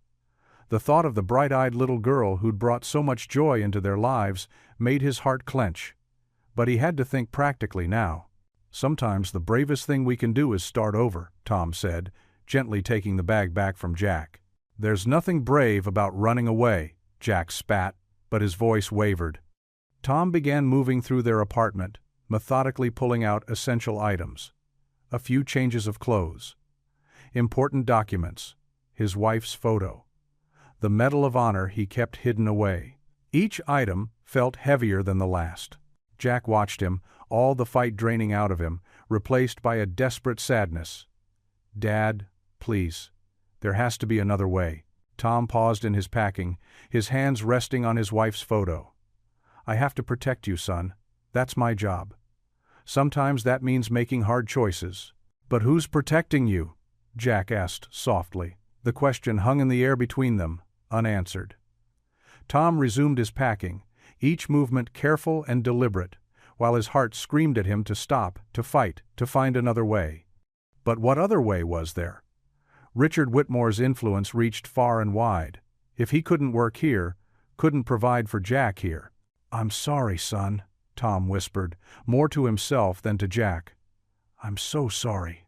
Jack slumped against the wall, sliding down until he sat on the floor, watching his father pack away their life. Outside their window, the city continued its usual bustle, unaware that in this small apartment, two hearts were breaking. Tom zipped up the duffel bag with finality, each tooth of the zipper clicking like a countdown to goodbye. He straightened up, looking around their modest home, remembering all the moments of joy they'd found here despite their struggles. The corner where Jack had done his homework every night. The small kitchen where they'd shared countless meals. The window where they'd watched fireworks on the 4th of July. His silent prayer continued in his heart. "Lord, if this is your will, give us the strength to accept it. If not, show us another path." The bag sat ready by the door, a testament to how quickly life could change. Tomorrow, they would start looking for somewhere new, somewhere far from the reach of powerful men who could destroy lives with a phone call. But tonight, they would stay in their home, father and son, holding on to each other and what little they had left. Tom stood at the bus stop, two worn suitcases at his feet. The morning air was crisp, carrying the scent of fallen leaves and city exhaust. His son Jack leaned against the metal pole of the bus sign, hands shoved deep in his pockets, eyes fixed on the cracked sidewalk. "Maybe we should have waited until after the holidays," Tom said softly, his breath visible in the cold air. Jack kicked at a pebble. "Doesn't matter. Rich people like Mr. Whitmore always win anyway." Tom's heart ached at the bitterness in his son's voice. He reached out to squeeze Jack's shoulder, but the boy shrugged away. The gesture hurt more than any of Richard Whitmore's threats. A city bus rumbled in the distance, and Tom checked his watch again. 10 minutes until their ride to the station. From there, they'd head to his sister's place in Ohio. Not ideal, but at least they'd have a roof over their heads while he looked for work. "Dad, Jack, please don't go," The desperate cry cut through the morning quiet. Tom turned to see Ellie running toward them, her pink backpack bouncing against her small frame, blonde hair flying behind her. Tears streamed down her face as she crashed into Tom's legs, wrapping her arms around him. "Please," she sobbed, burying her face in his jacket. "You can't leave. You're my heroes." Jack's tough facade cracked at the sight of the crying little girl. He knelt beside her, his own eyes growing wet. "Hey, Squirt, sometimes people have to move on, even when they don't want to." "But why?" Ellie hiccuped, looking up at Tom with red-rimmed eyes. "You help everyone. You fix things. You make people smile." Tom swallowed hard, fighting back his own tears. "Sometimes, sweetheart, grown-ups have complicated reasons for—" "Tom, wait!" Victoria's voice carried across the street as she hurried toward them, her designer coat flapping open, her usually perfect hair disheveled. She stopped a few feet away, chest heaving as she caught her breath. Her eyes darted between Tom and the children, fear and determination warring on her face. "Victoria," Tom said quietly, straightening up. "You shouldn't be here. I had to come," she said, taking a hesitant step forward. "When Ellie told me you were leaving?" She pressed her lips together, hands twisting the strap of her expensive purse. "Richard's wrong about you, about everything." Jack moved protectively closer to his father. "Your husband already took Dad's job. What else does he want?" Victoria flinched at the teenager's harsh tone. "I'm so sorry. I never thought he'd go this far. I should have stood up to him sooner." Ellie reached for her mother's hand, still sniffling. "Mommy, make them stay, please?" Tom's chest tightened at the raw hope in the little girl's voice. He'd grown to care for Ellie like a daughter, and leaving her behind hurt almost as much as uprooting Jack. But Richard Whitmore's influence ran deep in this town. He'd already blacklisted Tom from several potential jobs, and the threats about Jack's custody had been the final straw. "Your mother can't fix this, sweetheart," Tom said gently. "Sometimes we have to accept when things are beyond our control." "But they're not." Victoria stepped closer, her voice stronger now. "I've been gathering evidence of Richard's business dealings. Things he's done that aren't legal. If I just had the courage to—" The growl of an expensive engine cut through the morning air.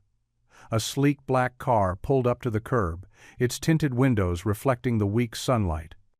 The driver's door opened, and Richard Whitmore emerged, his tall frame unfolding like a predator rising from shadow. His cold eyes took in the scene, his wife standing close to Tom, their daughter clutching the janitor's jacket, the teenage boy's defensive stance. Richard's face darkened with fury as he straightened his tailored suit. Tom instinctively moved Ellie behind him, shielding her from her father's glare. The bus stop suddenly felt like a battlefield, and years of military training thrummed through his muscles. But this wasn't a fight he could win with physical strength. Victoria's face had gone pale, but she lifted her chin and moved to stand beside Tom. Her hand found his arm, trembling but determined. Jack pressed against his other side, and Ellie peeked out from behind them, forming an unlikely united front against the approaching billionaire. Richard's polished shoes clicked against the sidewalk as he took measured steps toward them, his expression promising consequences that would shake their world to its foundation. Tom felt the weight of the moment pressing down on him, the children's fear, Victoria's defiance, his own uncertainty about what came next. The approaching bus seemed a lifetime away as Richard Whitmore stopped before them, his shadow falling across their small group like a gathering storm. Richard Whitmore stepped out of his gleaming black Mercedes, his polished shoes crunching on the autumn leaves. His expensive suit and perfectly combed hair contrasted sharply with Tom's worn jacket and tired eyes. The morning traffic hummed in the background as Richard's face twisted into a sneer. "Well, well, the decorated janitor running away?" Richard's voice dripped with contempt. "How fitting."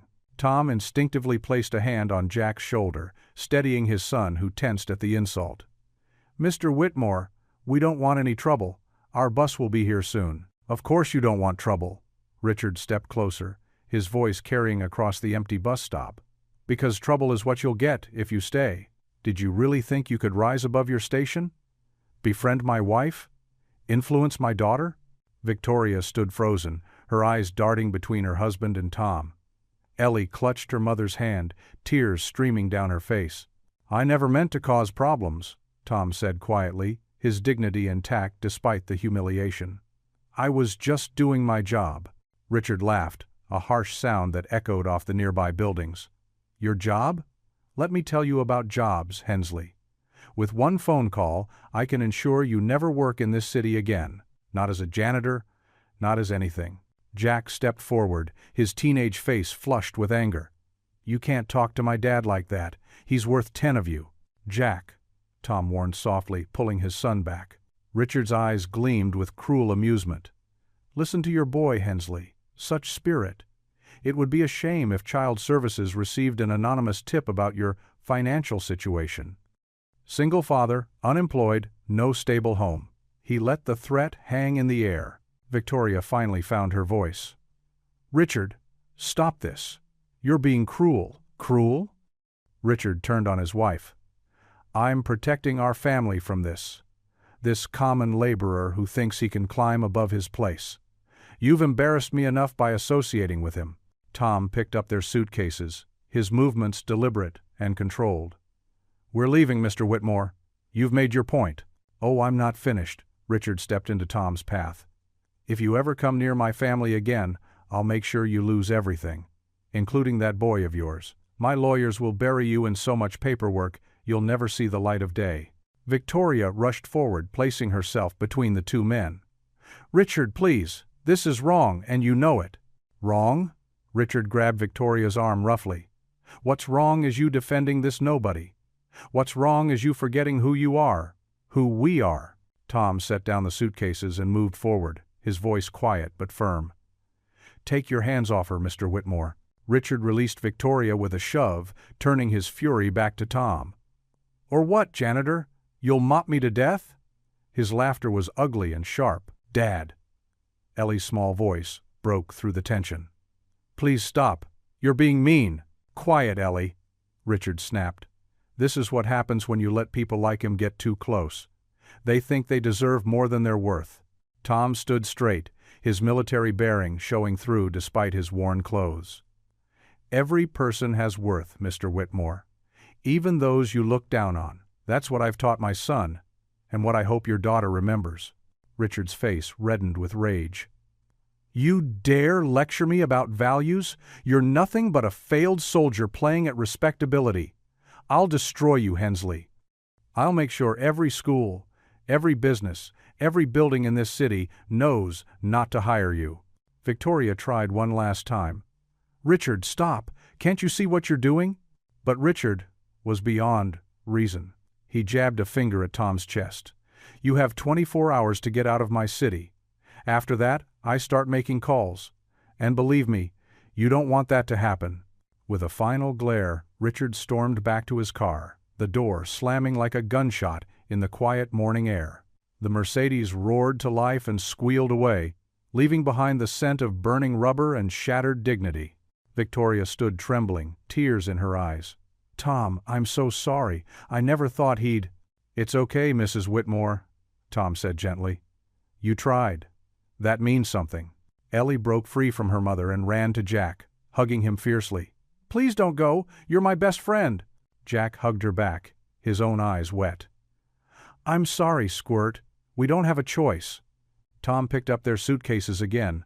The weight of them, nothing compared to the burden in his heart. He turned to Victoria one last time. "Thank you for showing us kindness. It meant more than you know." Victoria stepped forward, her voice breaking. "There has to be something we can do, some way to fight this." Tom shook his head sadly. "Sometimes the best thing to do is walk away. Keep your daughter safe, Mrs. Whitmore. That's what matters now." He turned to Jack, who was still holding Ellie. "Come on, son. Our bus will be here soon." Jack reluctantly let go of Ellie, wiping his eyes with his sleeve. Tom wrapped his arm around his son's shoulders, pulling him close. "We'll be okay," he whispered, though his voice wavered slightly. "We might have to leave for good, but we'll be okay. We have each other."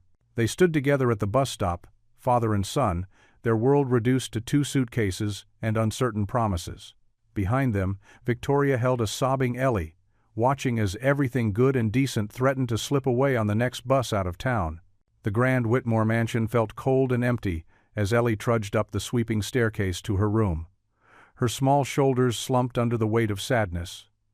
Tom and Jack might leave forever because of her father. She paused on the landing when she heard her father's voice drifting from his office, harsh and angry. "Listen, I don't care what it takes. Make those inspections disappear." Richard's voice was low but clear through the partially open door. "The nursing homes are making us millions. Who cares if they're not up to code?" Ellie's heart started beating faster. She knew she wasn't supposed to eavesdrop, but something in her father's tone made her stay perfectly still. "Pay whoever you need to pay," Richard continued, "and make sure those medication records look clean before the state review. We can't have anyone finding out we're cutting corners." Ellie crept closer to the door, her pink sneakers silent on the thick carpet. Through the crack, she could see her father pacing behind his massive mahogany desk, phone pressed to his ear. "And Thompson better keep his mouth shut about the offshore accounts. I've got enough dirt on him to bury him if he talks." Richard laughed, but it wasn't the kind laugh that made people happy. It was cold, like ice cracking. When her father finally hung up, Ellie held her breath. She watched him grab his coat and keys, muttering to himself about a dinner meeting. As soon as his footsteps faded down the hallway, Ellie slipped into the office. Her hands trembled as she looked around the enormous room. Tall bookshelves lined the walls, and a huge window overlooked their manicured garden. But Ellie wasn't interested in the view. Her eyes locked onto the papers, scattered across her father's desk. "What are you doing?" she whispered to herself, knowing this was wrong but feeling deep inside that it was also somehow right. Tom had taught her that sometimes doing the right thing was scary. Carefully, she began looking through the papers. Most of them had big words she didn't understand, but some things jumped out at her. There were lists of nursing homes with red marks next to them, showing problems that needed to be handled. She found papers about money being moved to places with strange names like Cayman and Switzerland. Then she saw something that made her gasp. A letter threatening someone named Thompson to keep quiet, or else. It was in her father's handwriting, mean and scary.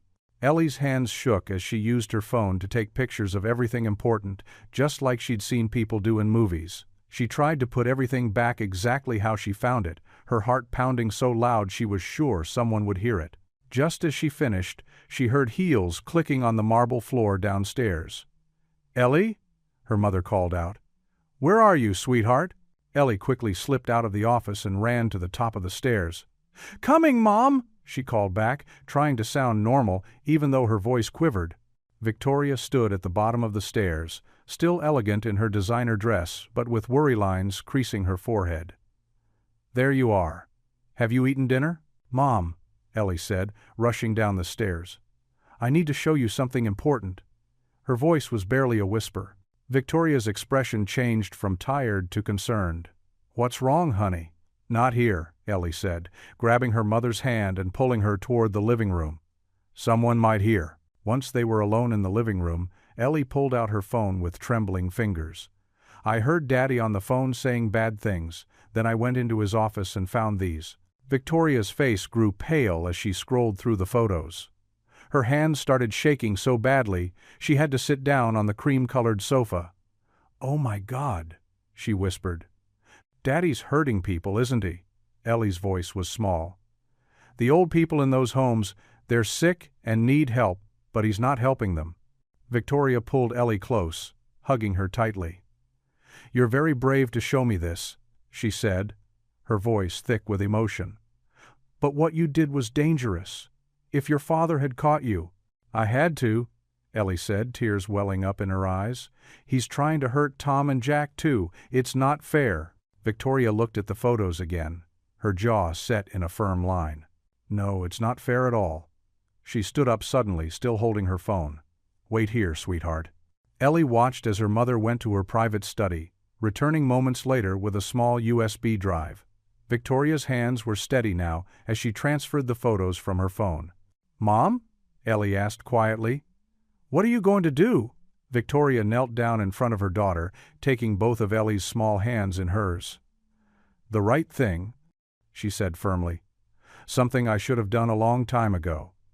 She tucked the USB drive into her purse, her movements decisive and sure. Your father has hurt too many people, Victoria continued, her voice growing stronger with each word. He's hurt you, he's hurt me, and now he's trying to hurt Tom and Jack. But these papers, they're like a key, Ellie. A key that can stop him from hurting anyone else. Ellie threw her arms around her mother's neck. Like how Tom always says that doing the right thing matters more than being scared. Victoria hugged her daughter back, tears sliding down her cheeks. Exactly like that, sweetheart. Tom taught us both something important about courage, didn't he?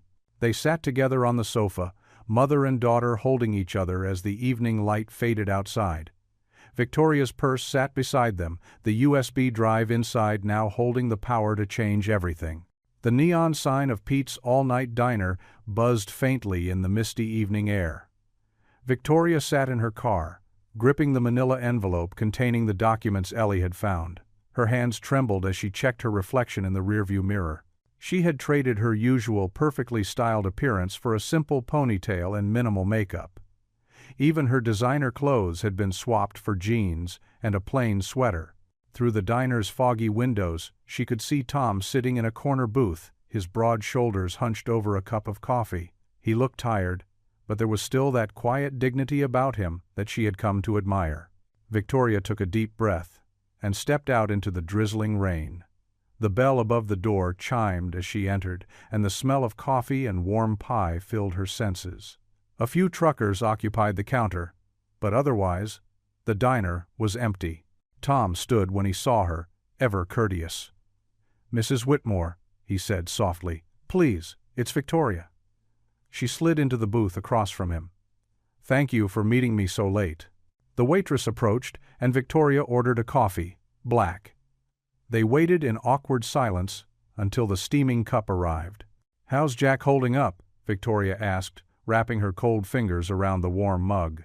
"He's staying with my sister tonight." Tom's voice was rough with exhaustion. "We're still figuring things out." Victoria nodded, then reached for the envelope. "Tom, I need your help, or maybe just your wisdom." She pulled out the documents and spread them carefully on the table between their coffee cups. "Ellie found these in Richard's office?" Tom leaned forward, his eyes scanning the papers. Contract modifications, offshore account statements, emails discussing questionable deals, all evidence of Richard's corrupt business practices. "I don't know what to do," Victoria whispered. "Part of me wants to turn these over to the authorities immediately, but I'm scared." She looked down at her hands. "I've never stood up to him before. Not really." Tom was quiet for a long moment, studying the documents. Finally, he looked up at her with those steady eyes that seemed to see right through to her soul. "What's holding you back?" "Everything I have, everything Ellie has, it's all tied to Richard. Our home, our security." She swallowed hard. "And I'm ashamed to admit it, but I'm afraid of living without all that." "The wealth?" Tom asked gently. Victoria nodded, feeling tears prick at her eyes. "I know how shallow that sounds, especially saying it to you." "It's not shallow to be afraid of change," Tom said. He pushed his coffee cup aside and leaned forward. "But let me ask you something. What's the real wealth in your life?" Victoria blinked at him. "Is it the mansion? The cars? The social status?" Tom's voice was kind but firm. "Or is it Ellie? Her love, her trust in you, her belief that her mother will do the right thing?" A tear slipped down Victoria's cheek. "Of course it's Ellie." "Then that's your answer." Tom reached across the table and briefly touched her hand. "Dignity isn't about what we own or how others see us. It's about being true to ourselves and protecting what really matters." Victoria wiped her eyes with a paper napkin. "But what if I fail? What if he wins? Then you'll still have your dignity, and Ellie will know her mother was brave enough to try." Tom's face softened with compassion. "Sometimes the hardest thing and the right thing are the same thing." Victoria looked down at the documents again, seeing them with new eyes. These weren't just papers, they were a chance to show Ellie what real strength looked like. "You know," Tom said quietly, "when I was in combat, I learned that courage isn't about not being afraid. It's about being terrified and doing what's right anyway. Victoria gathered the documents back into the envelope with trembling but determined hands. I need to confront him. Tonight. Tom nodded. Do you want me to come with you? No, Victoria said, straightening her shoulders. This is something I need to do myself. For Ellie. For me. They stood together, and Victoria reached for her wallet, but Tom waved her off. I got this, he said with a small smile. At the door, Victoria turned to him. Thank you, Tom, not just for tonight, but for showing me what real dignity looks like. You always had it in you, he replied. You just needed to remember. Victoria clutched the envelope to her chest and walked out into the rain, her steps firm and purposeful. For the first time in years, she felt truly strong. It wasn't the false strength that came from wealth or status, but the real strength that came from choosing truth over fear. As she drove toward home, where Richard would be waiting, Victoria felt a curious calm settle over her. Tomorrow, her life might look completely different. But tonight, she would finally stand up for what was right. Tonight, she would show Ellie what courage really meant. The rain had stopped by the time she pulled into her driveway. The mansion loomed before her, all lit up and imposing. But Victoria wasn't intimidated anymore. She had something more valuable than all of Richard's wealth. She had the truth, and she was ready to use it. Victoria's hands trembled as she placed the thick manila envelope on her lawyer's polished mahogany desk. These are the documents, she said quietly, her voice steadier than she expected. All of Richard's illegal dealings, tax evasion, and corporate fraud. Everything. Sarah Matthews, her attorney, carefully examined each page, her experienced eyes widening slightly. The morning sun streamed through the office windows, casting long shadows across the carpet. Victoria smoothed her silk blouse, a habit from years of maintaining perfect composure, but today felt different. Today, she chose truth over appearances. This is substantial evidence, Mrs. Whitmore, Sarah said, looking up from the papers. Once we file these with the divorce petition, there's no going back. Are you absolutely certain? Victoria thought of Ellie's tear-stained face, of Tom's quiet dignity, of all the years she'd spent silent in the face of Richard's cruelty. Yes, she answered firmly. I'm ready. Within hours, the papers were filed at the courthouse. Victoria's phone buzzed constantly with notifications as the news spread through their social circles like wildfire. Whitmore power couple splits, and billionaire Richard Whitmore faces criminal investigation. At his small apartment across town, Tom was preparing breakfast for Jack when the story broke on the morning news. The anchor's voice filled their modest kitchen. Breaking news. Industrial magnate Richard Whitmore faces serious allegations of corporate fraud and tax evasion. Sources say the evidence was submitted alongside divorce papers filed by his wife, Victoria Whitmore. Jack paused with his spoon halfway to his mouth. Dad, isn't that? Yes, Tom nodded, his expression thoughtful. That's Victoria.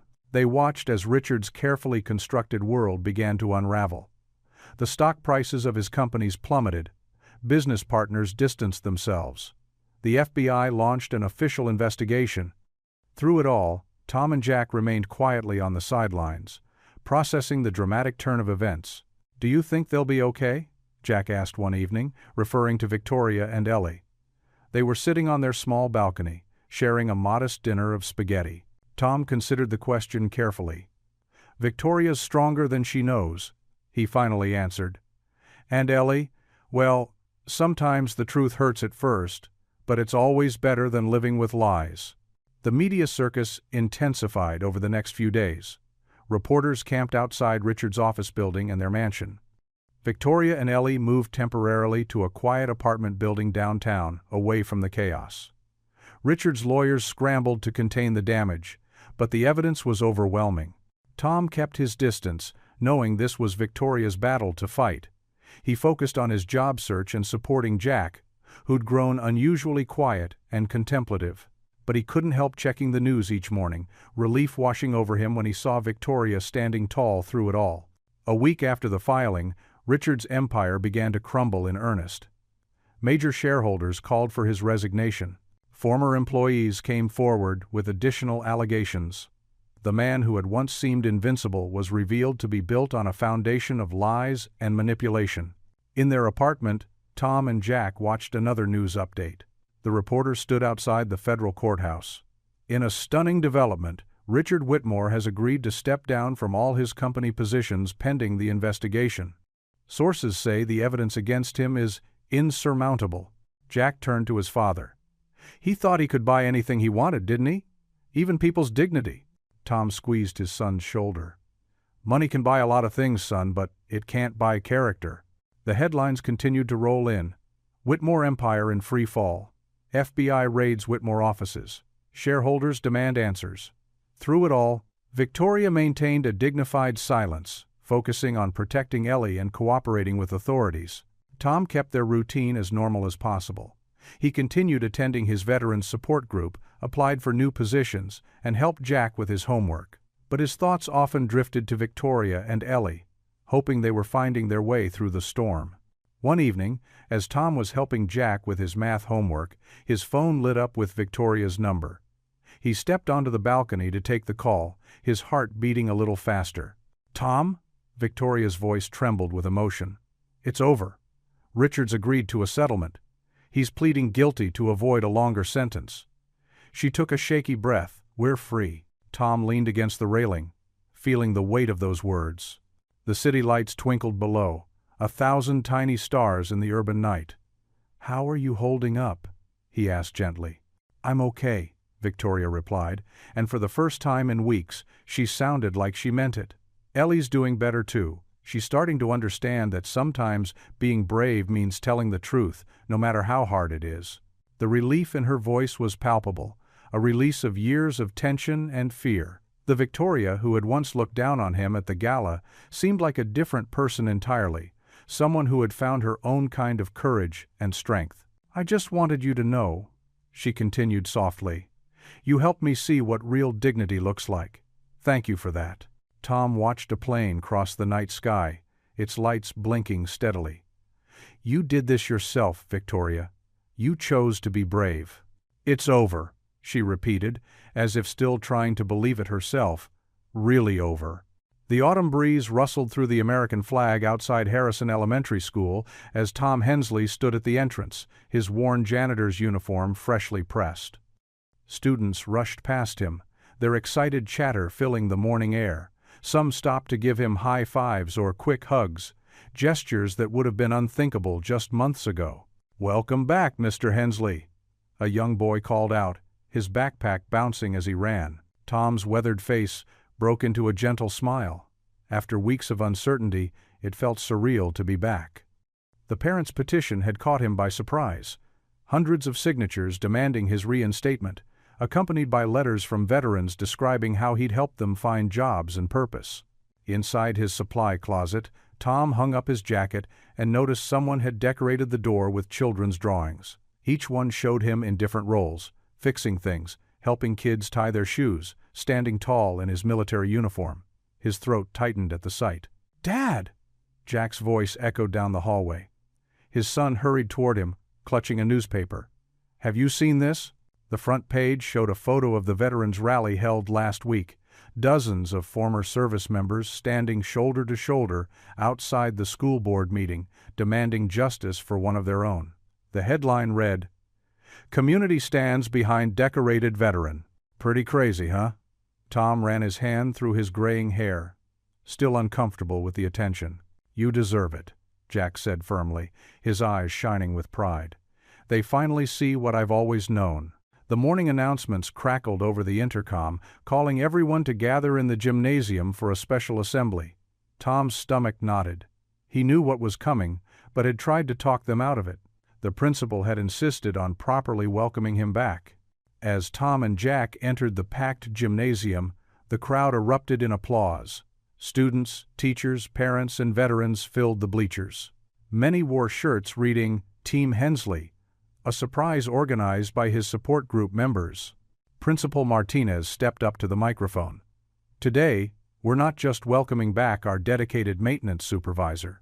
We're celebrating a man who embodies the values we strive to teach our children: integrity, perseverance, and compassion. Tom stood awkwardly as she recounted his military service, his years of quiet dedication to the school, and the countless ways he'd touched lives without seeking recognition. Several parents spoke about how he'd helped their children through difficult times. A veteran named Mike, whom Tom had helped find work, described how Tom spent weekends teaching fellow vets basic repair skills they could use to start their own businesses. "He never asked for anything in return," Mike said, his voice rough with emotion. "Just told us to pay it forward when we could." Jack was invited to speak next. Tom watched his son walk to the microphone, standing taller than he'd ever seen him.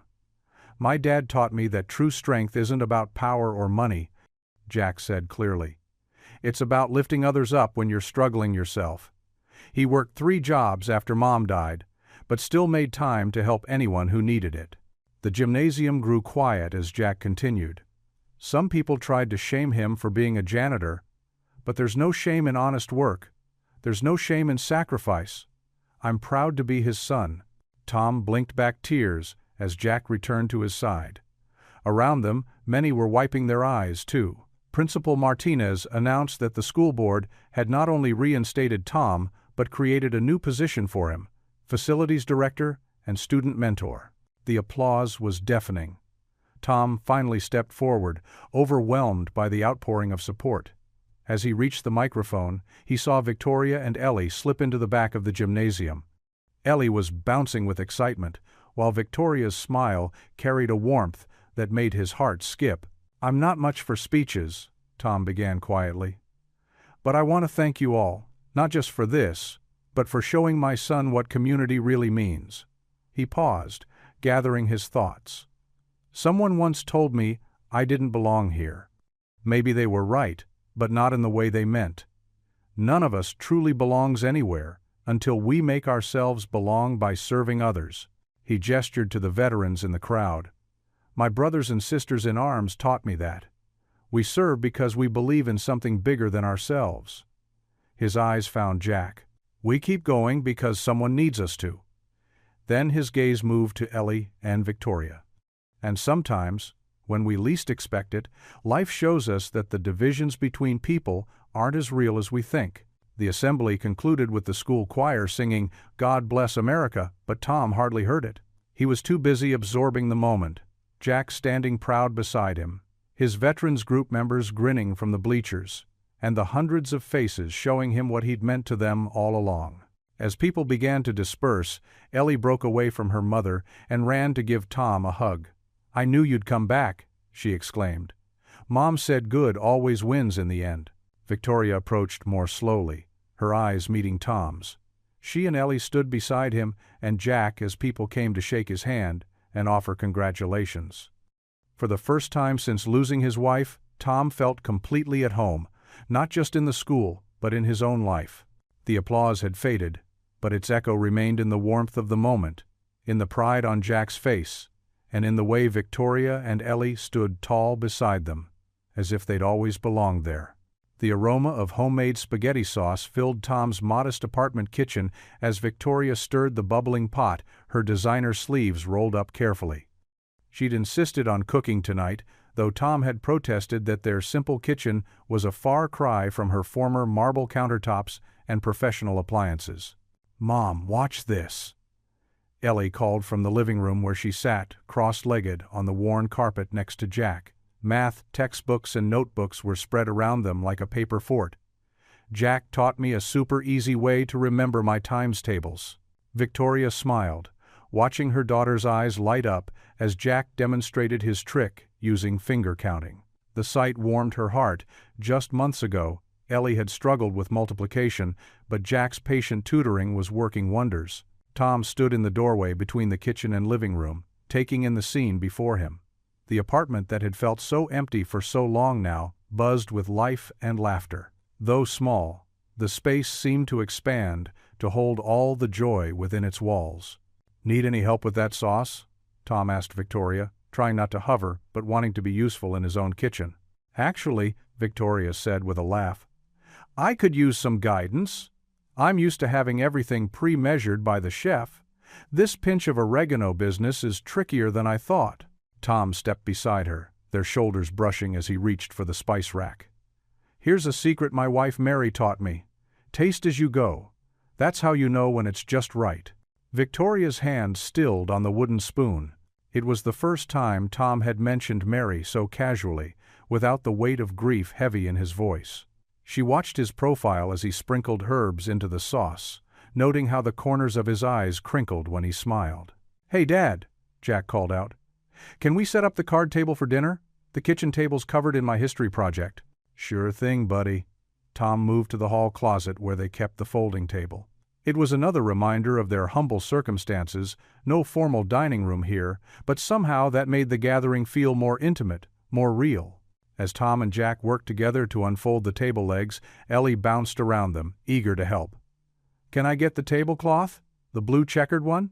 "Of course, sweetheart," Tom said, touched that she remembered his wife's favorite tablecloth. "It's in the bottom drawer of the buffet." Victoria watched from the kitchen as the three of them transformed the small living room corner into a dining space. There was such easy affection between them, such natural teamwork.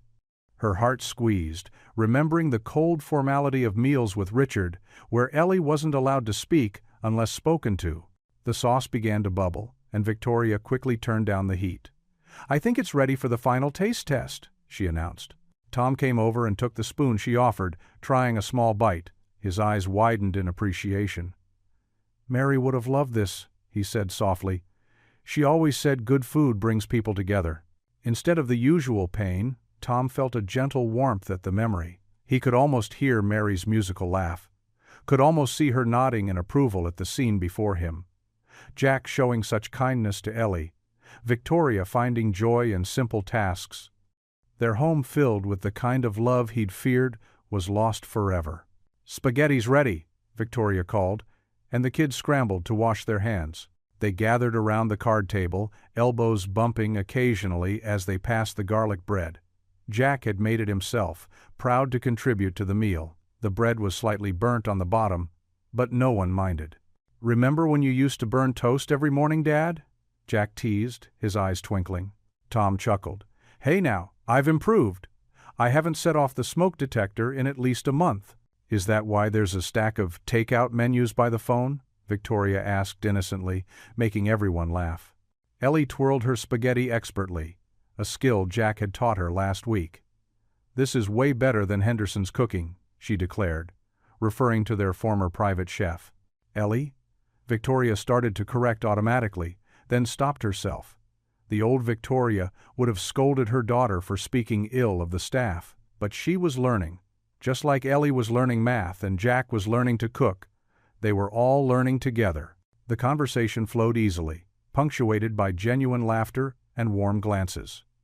Tom watched as Jack explained his latest science project to Victoria, who listened with sincere interest. He saw how Ellie's eyes shone when she talked about the story she was writing for English class, and how Victoria reached over to squeeze her daughter's hand encouragingly.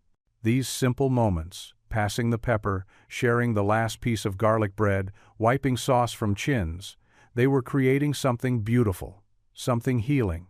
Tom felt Mary's presence strongly then, not as a ghost of grief, but as a blessing on this new chapter. When dinner was finished, they all pitched in to clean up. Ellie and Jack raced to see who could dry dishes faster, while Victoria washed and Tom put everything away. The kitchen was really too small for 4 people, but somehow they made it work, dancing around each other with playful coordination.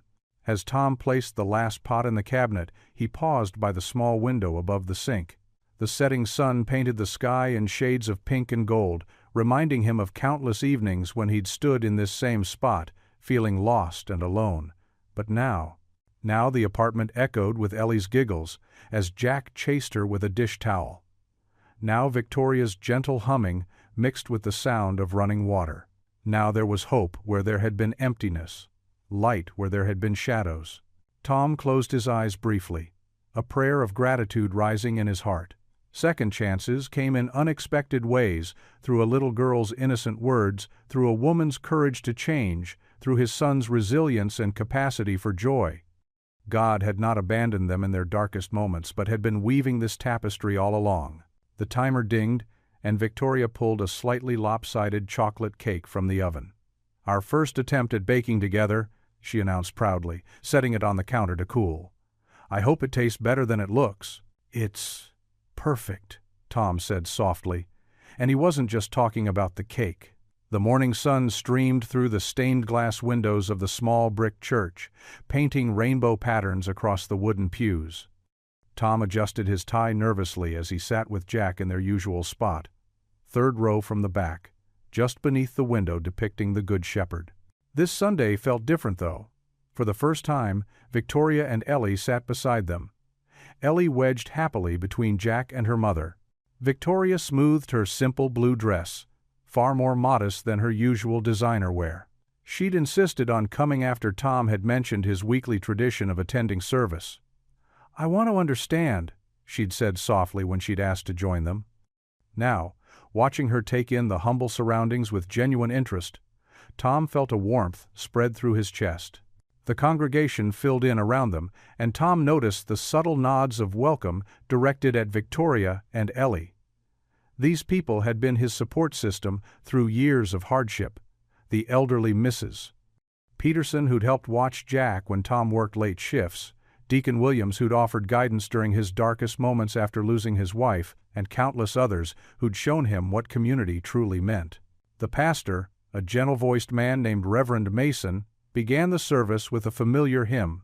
Tom's deep voice joined the chorus, and he heard Ellie's sweet attempt to follow along, even though she didn't know the words. Victoria remained silent but swayed slightly to the music, her shoulders gradually relaxing. When it came time for testimonials, Reverend Mason caught Tom's eye. "Brother Tom, would you share with us today? I believe many hearts would be blessed by your story." Tom hesitated, but Jack squeezed his arm encouragingly. Rising slowly, he made his way to the front, his work-worn hands gripping the simple wooden podium. "Friends," he began, his voice soft but steady, "I've stood in this sanctuary through many storms. When Sarah passed, leaving me to raise our boy alone. When 3 jobs barely kept food on our table. When pride and prejudice threatened to break my spirit." His eyes found Victoria's, and she gave him a gentle smile. "But faith," he continued, "isn't about having an easy path. It's about finding strength to keep walking when the path seems impossible. It's about recognizing God's grace in unexpected places, in a child's innocent kindness, in a community's embrace, in second chances and healing hearts." As he spoke, several members nodded, some wiping away tears. Tom shared how his military service had taught him about sacrifice, but being a father had taught him about unconditional love. He talked about the dignity of honest work, no matter how humble, and the power of forgiveness to transform lives. "Recently," he said, his voice growing stronger, "I've witnessed miracles of healing and redemption. I've seen how love can bridge any divide, how truth can overcome prejudice, and how grace can restore what seemed forever broken." Victoria dabbed at her eyes with a tissue, while Ellie beamed proudly. Jack sat tall, his father's words washing over him like a blessing. "Every morning," Tom concluded, "I thank God for my son, for this community, and for new beginnings. Whatever trials we face them together, stronger for our faith and richer for our love." The congregation responded with warm amens and appreciative murmurs. As Tom returned to his seat, several hands reached out to pat his shoulder or squeeze his arm. The rest of the service seemed to float by in a peaceful haze of hymns and prayers. After the final blessing, people lingered in the aisles, chatting and embracing. Mrs. Peterson insisted on hugging Victoria, welcoming her with grandmother-like warmth. Ellie found herself surrounded by children from the Sunday school, while Jack helped Deacon Williams gather up the hymnals. The morning light had grown stronger as they finally made their way toward the doors. The air outside was crisp and clean, carrying the promise of a beautiful day. Church members called out goodbye as families dispersed to their cars or began walking home. Tom paused on the church steps, taking in the peaceful scene. Jack and Ellie had run ahead to the small garden, where they were examining early spring flowers pushing through the soil. Victoria stood beside him, her presence warm and steady. Without words, without fanfare, Victoria's hand found his. Her fingers interlaced with his calloused ones, a gentle but deliberate gesture that spoke volumes. Tom felt his heart skip a beat, but he didn't pull away. Together, they stood in the morning light, their joined hands a quiet testament to love's transformative power. Colored lights twinkled in the trees lining Main Street as families gathered for the annual winter festival. The air sparkled with frost and possibility, carrying the sweet scents of hot chocolate and cinnamon. Tom Hensley stood near the town square's giant Christmas tree, watching as children darted between craft booths and candy stands. His worn work boots had been replaced with new ones, a gift from the school board after his reinstatement. His jacket, though not expensive, was warm and clean. But the biggest change wasn't in his appearance, it was in how he carried himself. The weight of constant worry had lifted from his shoulders, replaced by quiet confidence. Victoria stood beside him, her designer clothes gone in favor of jeans and a comfortable sweater. Her smile, once practiced for society photographs, now came naturally. She squeezed Tom's hand as they watched Jack and Ellie weave through the crowd ahead of them. "Look at those two," Tom said softly. "Who would have thought?" Jack, now wearing his Letterman jacket from the school basketball team, guided Ellie through the festival crowd with brotherly care.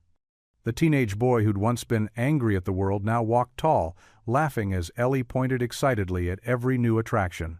"They're quite the pair," Victoria agreed, her eyes bright with happiness. Ellie needed a big brother, and Jack needed someone to look after. The festival bustled around them. Local vendors called out season's greetings, and children squealed with delight at the puppet shows. Several veterans from Tom's support group waved as they passed, their families in tow. These days, no one saw him as just the janitor anymore. He was Mr. Hensley, the decorated veteran who'd helped transform their community. "Dad!" Jack called out, jogging back to them. "They're about to start the carol singing. Ellie wants us all together." Tom noticed how Jack included Victoria in his glance, accepting her as part of their unit now. The boy who'd once been so protective of their little family had opened his heart to let others in. They followed Jack to where Ellie waited by the town gazebo. She wore the hand-knitted hat Tom's support group had made her, proudly displaying the American flag pattern. "Come on," she urged, bouncing on her toes. "We need to get good spots." The community choir gathered on the gazebo steps, their red scarves bright against the evening sky. Tom felt Victoria lean against him slightly as the first notes of Silent Night drifted through the air. He wrapped an arm around her shoulders, still amazed at how natural it felt. Richard's absence hung in the air sometimes, not as a shadow, but as a reminder of how far they'd come. He'd fled the country when his business dealings came to light, leaving behind his empire of lies. But he'd also left behind a daughter who was finally free to be herself and a wife who'd found her true strength. "Hot chocolate," Ellie announced, pointing to a nearby stand. "Can we get some, Mom?" Victoria nodded, reaching for her wallet, but Tom was already moving. "My treat," he said with a wink. "4 hot chocolates coming up." As he waited in line, Tom overheard snippets of conversation from nearby families. They spoke of the veterans program he'd expanded, of the tutoring center he and Jack had started, of the way the community had come together. The same people who'd once whispered about him at the gala now greeted him with genuine respect. He returned with the steaming cups, careful not to spill as Ellie hugged him in excitement. Jack took his with a grateful nod, his eyes bright with contentment. These simple moments, standing together, sipping hot chocolate, listening to carols, meant more than all the fancy galas in the world. The choir launched into Joy to the World, and Ellie began singing along. Her voice carried clear and sweet, no longer constrained by her father's rigid expectations. Victoria joined in softly, then Jack, until Tom found himself humming too. Snowflakes began to drift down, catching in Victoria's hair like tiny stars. She'd never looked more beautiful than she did now, free from the perfect mask she'd worn in her old life. Her eyes met Tom's, and he saw in them the same peace he felt in his heart. Children ran past playing tag, their parents calling out careful warnings. The festival lights reflected off the fresh snow, creating a magical glow. Everything felt possible on nights like this: healing, forgiveness, new beginnings. "Remember when we used to just survive?" Jack asked suddenly, his voice thoughtful. "Going from one day to the next, trying to keep our heads above water?" Tom nodded, remembering those dark days after losing his wife, working multiple jobs, watching his son grow up too fast. "We did what we had to do. But now," Jack gestured at the scene around them, Ellie making snow angels, Victoria laughing freely, the community celebrating together. "Now, we're really living." Tom felt the truth of those words deep in his soul. They weren't just getting by anymore. They weren't defined by what they'd lost or what they lacked. They'd found something greater than survival. They'd found purpose, family, and joy. Victoria slipped her hand into his again, and Tom marveled at how perfectly it fit. Ellie ran back to them, her cheeks flushed with cold and happiness. "Can we stay until they light the big tree?" she begged. "Of course we can, sweetheart," Victoria said, brushing snow from her daughter's hat. As the crowd gathered for the tree lighting, Tom looked at his unlikely family. Jack, standing straight and proud. Ellie, her eyes shining with wonder. Victoria, her smile reaching all the way to her heart. The changes in their lives went far deeper than their circumstances. They'd all been transformed by love, acceptance, and faith in each other. Tom squeezed Victoria's hand gently and whispered, "We're not just surviving anymore. We're finally living." The giant tree blazed to life, its thousands of lights reflecting in their eyes as they stood together, whole and happy, under the gently falling snow. What would you do if you were in their place? Comment your answer below, and let's see how you'd rewrite the ending. If you enjoyed the story of Tom Hensley, I handpicked the next story that you will enjoy. Please don't miss this one. Click here to watch it.